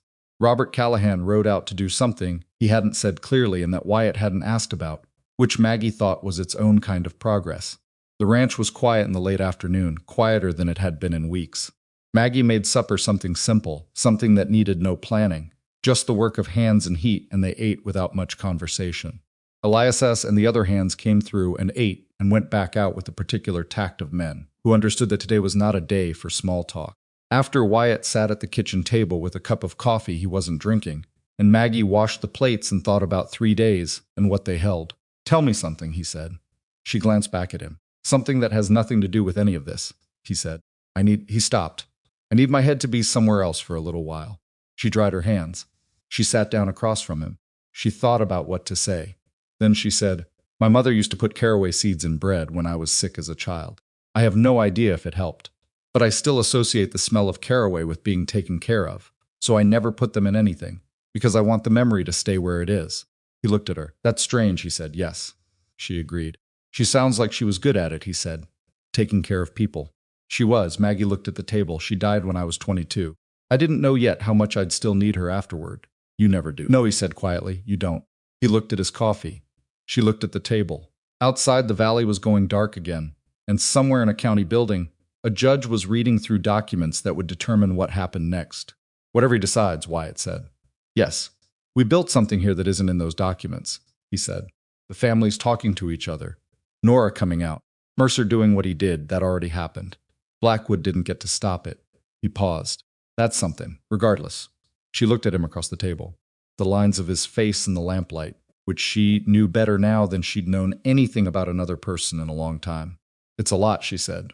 Regardless. He looked back at her with the directness that was one of his old desk habits, the one she'd noticed first, before she'd understood anything else about him. Maggie said. She waited. I need you to know something before Monday, he said. Because after Monday, whatever happens, things are going to change. And I don't want to have not said it while there was still ordinary time to say it in. She was still. I love you, he said, simply without construction. The way he said the things he meant most without decoration, without preamble, in the direct, unvarnished language of a man who'd spent too long saying nothing and had decided, somewhere in the last several months, that the cost of silence was higher than he wanted to keep paying. I know he stopped. I know there are things still to figure out. I'm not asking for anything right now. I just needed to say it. The kitchen was quiet. She thought about Daniel's ring on its chain against her sternum. She thought about the caraway seeds and her mother and the specific loneliness of loving someone you've lost and not being sure, for a long time, if you're allowed to love anything afterward. She thought about a hired wagon coming up a ranch drive and a man too large for most furniture watching it arrive and saying, I know who you are. She thought about how much had happened since then and how none of it had been easy and how she would not have traded any of it. I know, she said, I love you too. He looked at her. She looked back. Neither of them said anything else for a moment, because there wasn't anything else to say that needed saying right then.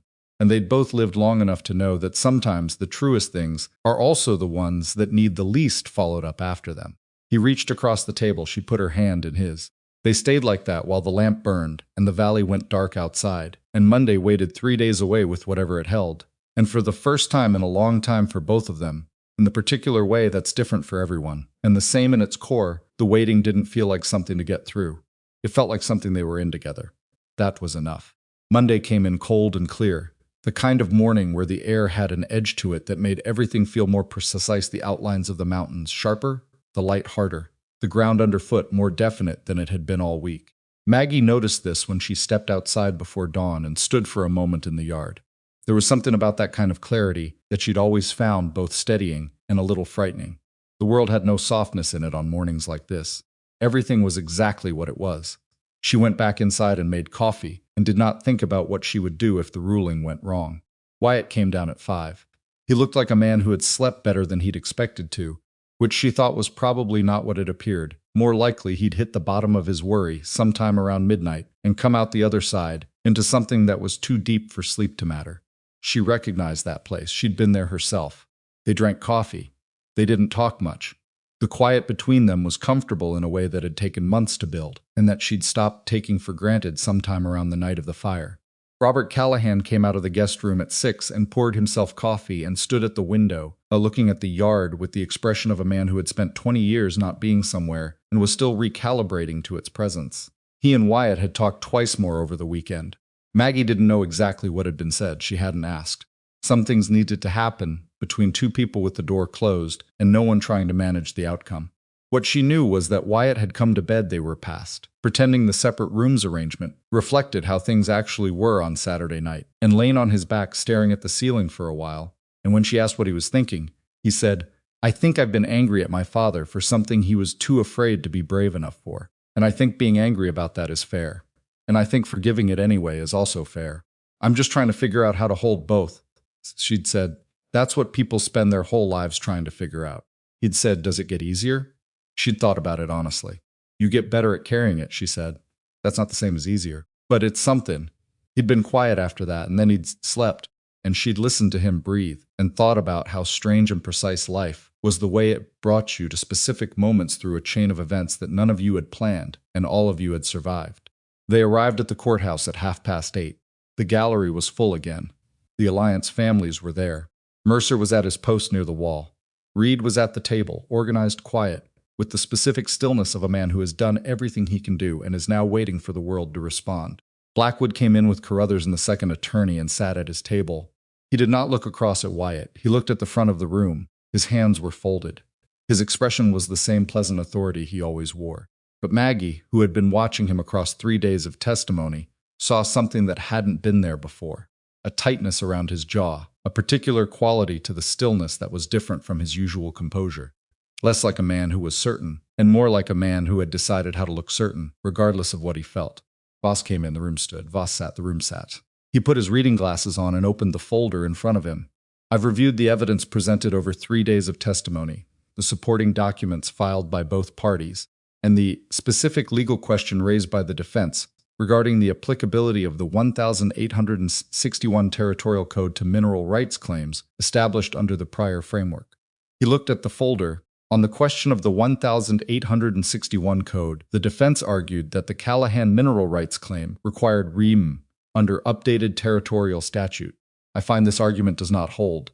The rem provision in the 1861 Code applies specifically and exclusively to active extraction operations.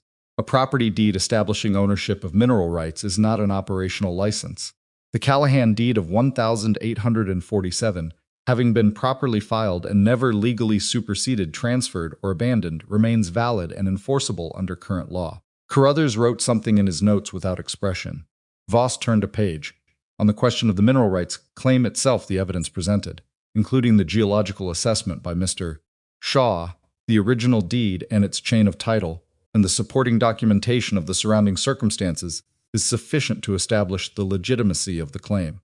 I am ruling that the mineral rights described in the Callahan family deed of 1847 belong to Wyatt Callahan as the surviving heir, and that any claim or operation by any other party on those rights is without legal basis and hereby enjoined. The gallery made a sound. Voss raised his hand and the room went quiet. On the matters of criminal conduct alleged in the evidence presented, he looked up over his glasses at the room generally, and then specifically at Blackwood's table.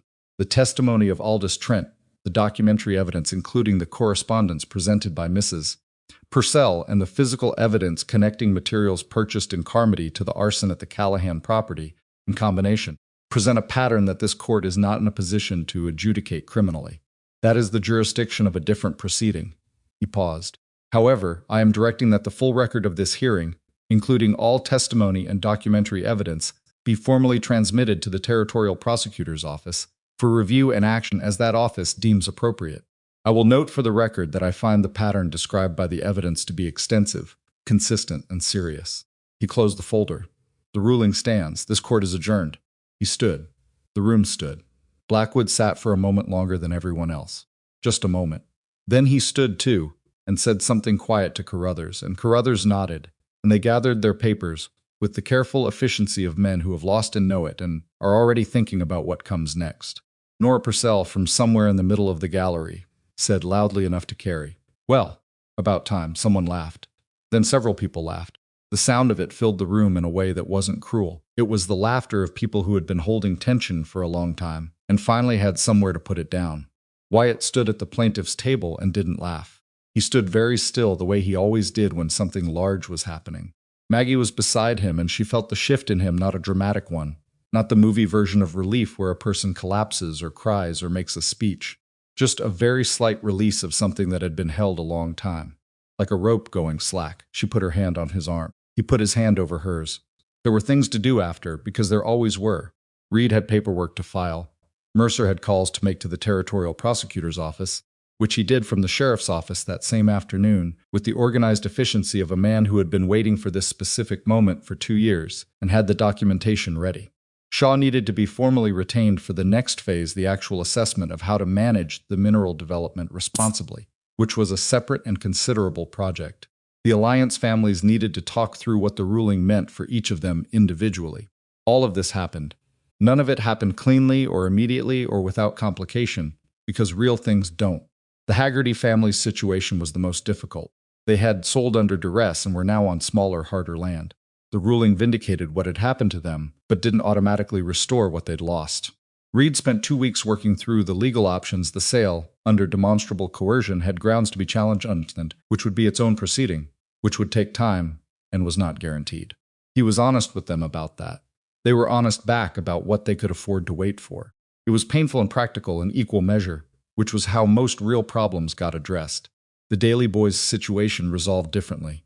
Their property had never been sold, only pressured, and with Blackwood's operation dismantling and the criminal referral proceeding through the territorial system, the pressure stopped. They stayed. They kept building what they'd been building. The sun who had been set upon on the road recovered fully in the physical sense, and in the other sense, recovered as people do, not completely, not without a permanent edge to his wariness, but enough. Nora Purcell had told Maggie, at one of the last alliance meetings, which took place in the ranch kitchen in late February, with 8 people around a table that was crowded and warm, and nothing like a war room anymore, that she had 3 letters in a tin box that she was going to keep for the rest of her life. Not as evidence, Nora said, as a reminder. Of what? Maggie asked. That people who want to intimidate you put things in writing because they think the writing is power. She picked up her coffee. It's only power until someone decides not to be intimidated.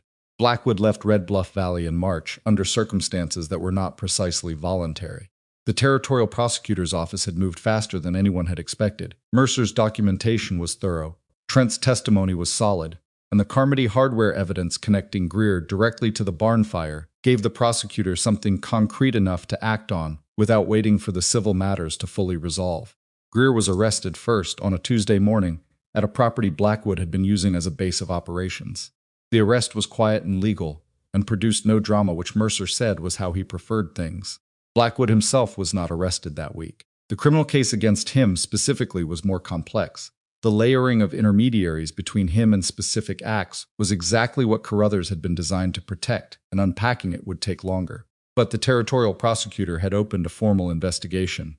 His assets in the valley were frozen pending proceedings, and the network he had built over 6 years was unraveling from multiple points simultaneously.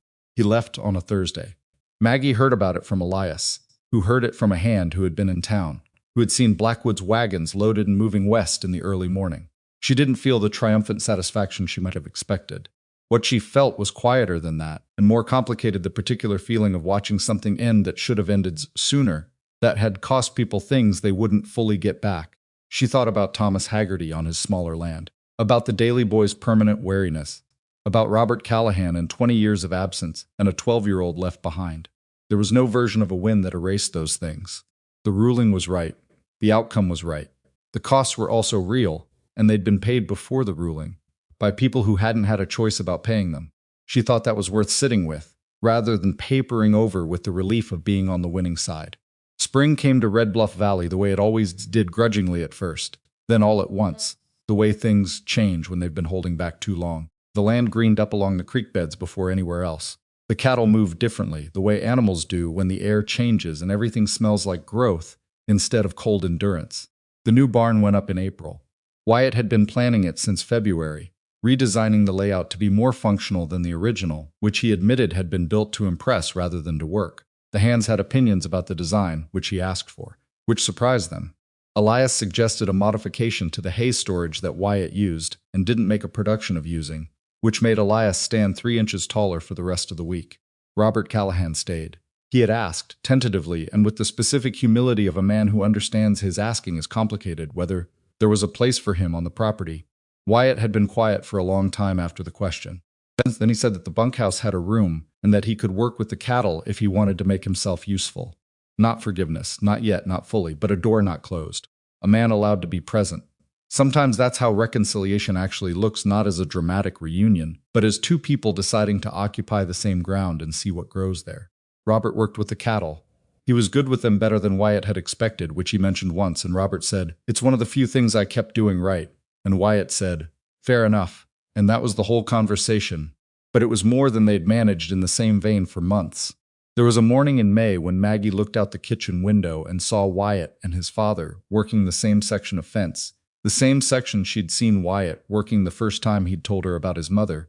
And neither of them was talking, just working, side by side, in the particular comfortable silence that only exists between people who have stopped performing ease for each other and are just being where they are. She watched for a moment. Then she went back to the bread. Question of what to do with the mineral rights took most of the spring to work through with Shaw and Reed, and 2 other consultants Reed brought in from the territorial capital. The central issue was not whether to develop that was settled. The coal and silver were real, and the value was real, and ignoring it would have been its own kind of waste.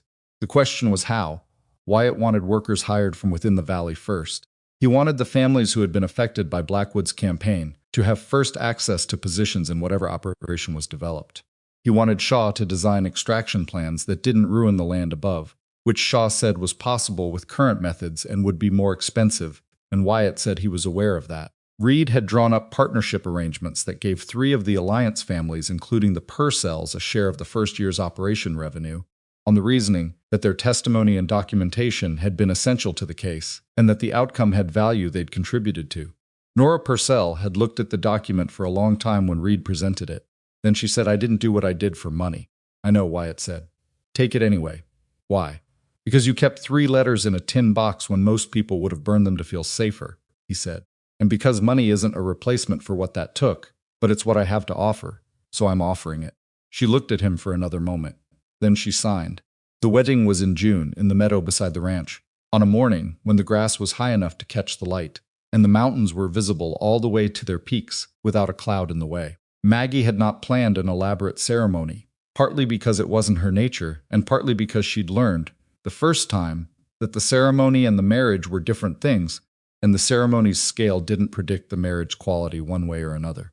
What she wanted was the people who had mattered during the hardest months, in a morning where nobody had to be anywhere else. She wore a dress she'd made herself over 2 weeks in April, not white, which had never suited her coloring, but a deep green that had been the color of her mother's kitchen garden. She put Dangel's ring, for the first time since she'd moved it from her finger, into the small wooden box on her dresser. She didn't throw it away. She didn't hide it. She set it in the box and closed the lid and stood for a moment with her hand on the wood and thought about what Daniel would have said. She thought he would have said, "Maggie, stop overthinking it." He would have been right. She left the room and went outside. The meadow was full of people who had no business being there a year ago, not because they hadn't been good people, but because they hadn't known each other yet, hadn't been knit together yet by the specific difficult work of fighting for something in common. The Dalleys, the Purcells, with Nora in the front, in a dress that was almost certainly 30 years old and was worn with the authority of someone who knows the clothes don't make the person. Dr. Mason and his wife. Mercer in his formal uniform again. Elias, on the other hand, cleaned up to a degree Maggie found touching. Reed, with ink-stained fingers that no amount of scrubbing had entirely cleared, which had come to seem like a permanent feature. Robert Callahan stood to one side, a little apart from the main group, in the way of a man who is present, but still learning where he fits. He looked at Maggie when she came out of the house, and she looked back at him, and he nodded once, a small, serious nod that contained more than it showed, which was how he communicated most things. She nodded back. Then she looked for Wyatt. He was at the far edge of the meadow, standing with his back to the house, looking out at the valley, and she could see even from the distance the particular set of his shoulders that meant he was somewhere at himself, not lost, not closed, but in the private space where he went when something mattered enough, that he needed a moment alone with it before he could share it. She walked across the meadow grass. When she reached him, he heard her coming and turned, and the look on his face when he saw her in the green dress in the June light was not what she'd expected. She'd expected something composed. Wyatt was always composed, or working toward it. What she saw instead was a man who had stopped composing himself for a moment and was just looking at her with his whole face, which was a thing she didn't think he'd done in front of anyone in a very long time. He looked like a man who could not quite believe his luck and knew that luck wasn't quite the right word and hadn't found the right word yet. She reached him. She stood in front of him and looked up at the large, ungainly, private, careful man who had been eating alone for 3 years and had let her into his kitchen and then let her in further than that, increment by careful increment, which was the only honest way to let someone in. "You all right?" she said. "No," he said. "Not exactly." She waited. "I'm better than all right," he said. "I don't have a word for it." "That's okay," she said. "You don't need one." He took her hand the way he'd taken it across the kitchen table in February, the same gesture, the same deliberate steadiness, like a man holding something he intends to keep. "Ready?" she asked. "I've been ready," he said. "I've been ready since the day you told Delia Farnsworth you were still going and showed up at my gate with that bag held together with twine." She laughed, the kind that surprises you, the kind that comes from somewhere real, and he smiled at her with the full, unguarded smile she had learned to watch for, because it didn't come often and was worth everything when it did. They turned together toward the meadow and the people waiting in it. There were things about that day that Maggie remembered with the specific clarity that certain days have the smell of the grass, the quality of the light. Nora Purcell shaking Wyatt's hand afterward with both of hers and saying in her directest voice, "You did well, Callahan. Don't waste it." Reed making a toast that was legally precise and genuinely warm in a combination that was perfectly him. Robert Callahan standing at the edge of the celebration and catching Wyatt's eye across the meadow late in the afternoon, and Wyatt walking over to him, and the two of them standing together for a while in a conversation she couldn't hear and didn't try to. She talked to Mason's wife, who had brought 3 kinds of cake and was unapologetic about all of them. She talked to the Daly family's youngest son, who was 12, and had questions about the cattle operation that were more sophisticated than most adults' questions, and she answered them seriously and watched him file the answers away with the look of a child who will do something useful with information when he's older. She stood for a while with Elias and talked about the new barn design and whether the modification to the hay storage had worked as well in practice as in theory, and Elias said it had worked better, actually, and seemed pleased to be asked. It was, in short, a day full of people being imperfect and present and doing their best at both, which is the only kinds of celebration worth having. What she thought about in the months afterward was not the victory. The ruling, the criminal referral, the dismantling of Blackwood's operation, these things had been right, and she was glad of them. And they'd made real differences to real people. But they weren't what stayed with her. What stayed with her was the texture of it. The Daly family's youngest son filing away information. Nora Purcell's tin box. Aldous Trent on the witness stand saying that a horse hadn't deserved to die for being owned by the wrong person. Reed's ink-stained fingers. The way Mercer had walked the perimeter of a burned barn and asked precise questions without editorializing. What stayed with her was the understanding she had arrived at somewhere in the middle of those months, which she hadn't been looking for, and which had arrived anyway, the way the most useful understandings tend to. She had spent the year after Daniel died, believing that her life had been interrupted, that she was in a suspended state waiting to resume something. She'd taken the position at the ranch because she needed the wages and because it was what was available, and she'd told herself the story of a practical woman making a practical decision. But the truth was more complicated and more honest than that, which was usually how truth was. She had been looking for somewhere that needed her in a way she could meet. Not a mission, nothing that large, just a kitchen that needed to smell like bread. A man who needed someone to sit across from him at the dinner table and not flinch. A valley full of people who needed someone stubborn enough to keep asking questions until the answers meant something. She had not set out to be any of those things. She had just not left when leaving would have been easier. And what she'd learned, not as a lesson she'd been taught, but as something she'd come to understand by living through it, was that the most important decisions of her life had not been the large dramatic ones. They were the small ones that felt at the time like nothing. Not leaving, not flinching. Picking up the leather folio because she thought it might be something useful. Putting her hand on a kitchen table and saying we. People talk about courage like it's a single moment. A barn fire, a courtroom, a woman standing in front of a judge. But that's not where it lives mostly. It lives in the Tuesday morning decisions. In the thing you do when no one is watching and the outcome isn't certain, and doing it won't be recognized as particularly brave by anyone including yourself. It lives in staying. The summer was long and warm, and the new barn was finished by July, and the first exploratory shaft of the mineral operation was opened in August under Shaw's supervision with workers from the valley, 6 of whom were sons of the families that had been in the alliance. The operation was slower than it would have been under Blackwood's plan, and more expensive, and it produced less in the first year than a full extraction would have. Wyatt accepted this without debate, which surprised the consultants from the capital, who had expected negotiation. He told Maggie that evening that the consultants had seemed confused. "What did you tell them?" she asked. "That the land was going to be here after I was gone," he said, "and so were the people living on it. So I had an interest in not destroying either." She thought about that. "Simple," she said. "People make it complicated," he said. He wasn't wrong, they often did. Not out of malice, mostly, but out of the particular human difficulty of holding a long view when the short view was so much more immediate. You had to decide at some point what you were actually building toward. And once you decided, the specific choices tended to get clearer, even when they weren't easier. In September, Maggie wrote a letter to the employment agency that had sent her to the ranch 11 months before. She told them she would no longer be available for placement. She told them she had found a permanent position. She sat with the letter for a moment before she sealed it. She thought about the woman who had stood in that agency's office and signed the papers for a cook and housekeeper position at a ranch owned by a man the whole county was afraid of. She thought about the carpetbag with the twine-tied latch, the $43, the recipe book with the grease-stained pages. She was not that woman in the same way anymore. Not because she had become something more, she distrusted that kind of accounting, the sense that you were always supposed to be becoming something grander than you were. But because the self you are is always in conversation with what you've lived through, and she had lived through more than she'd expected to, in the company of people she hadn't expected to know, and it had shaped her the way experience shapes you, not cleanly, not predictably, not in the direction you would have planned. She had not planned any of this. She had just kept going. She had just stayed. She sealed the letter. The first real snow came in October, earlier than usual, and the valley went white overnight, in a way that made everything simultaneously more beautiful and more demanding, which was the nature of the frontier in general. Cattle were moved. The equipment was covered. The new barn held everything it needed to hold, which was a satisfaction Elias communicated with the specific pride of someone whose idea had been trusted. Robert Callahan spent the winter. He didn't ask whether he was staying. He just stayed. The way you stay somewhere when you've decided it's where you belong and haven't yet found the language to say so, and no one has told you to leave. He was useful in the way of a man who understood cattle and land and the mechanics of a working ranch, and he was careful in the way of a man who knew he was earning ground rather than standing on it by right. Wyatt had not fully forgiven him. Maggie didn't think he was pretending otherwise.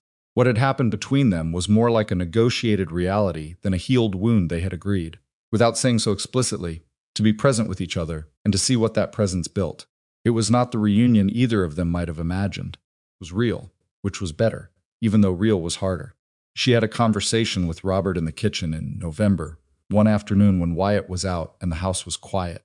He was drinking coffee, and she was working through a set of accounts Reed had sent, and they had been in companionable silence for a while when he said, without particular preamble, "He's different with you." She looked up.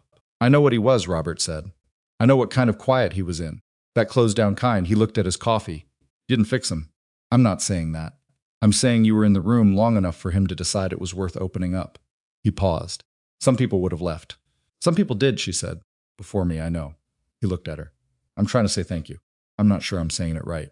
"You're saying it fine," she said. He nodded. He went back to his coffee. She went back to the accounts. The stove ticked. The snow fell outside. The house, which had once echoed in a way that had nothing to do with acoustics and everything to do with emptiness, made the sounds of a place where people lived footsteps, the settling of wood, the distant voice of a ranch hand outside, the particular creak of the kitchen door that nobody had gotten around to fixing, and that had become in its way its own form of greeting. There's something about watching a person learn to believe they deserve good things. Maggie had noticed this about Wyatt over the course of a year, and it was the thing she found hardest to describe and most worth describing. It wasn't a transformation. It wasn't a dramatic shedding of damage. It was more incremental and less flattering than that, more like watching someone slowly stop anticipating the moment when things would be taken away.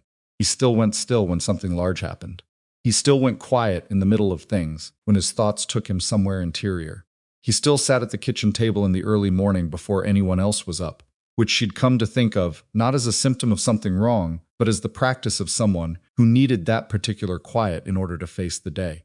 She made coffee, he drank it. Some mornings they talked, some mornings they didn't. What had changed was that he had stopped bracing. That particular held-back quality, the readiness for the next blow, it hadn't disappeared, but it had receded. He laughed more, not often, not loudly, but genuinely. He asked people questions about themselves with the interest of someone who had decided other people were worth understanding, which they always had been, but he hadn't always trusted himself enough to believe his interest would be welcome. He wasn't a different man. He was the same man with more room to be himself in. That, Maggie thought, was what happened when someone stayed. Not the dramatic rescue, not the transformation. Just room, space for the other person to expand into, which required, on the staying person's part, a willingness to let them expand in directions you hadn't anticipated and couldn't control. She had not anticipated any of the directions he'd expanded in. She was glad of all of them. One evening in December, a year to the month from the night she'd laid the leather folio on the kitchen table, and said, Wyatt came into the house from the yard with something in his coat pocket that he put on the table without ceremony. It was a ring, simple gold from the first assay of metal from his own land. He had told her, when he proposed in June, that the ring was coming, that he wanted it made from the right metal when the right metal was available, which it hadn't been yet, and she had said she didn't need a ring, and he had said he knew she didn't need it. He wanted to give it to her, which was a different thing, and she had conceded the point because he was right.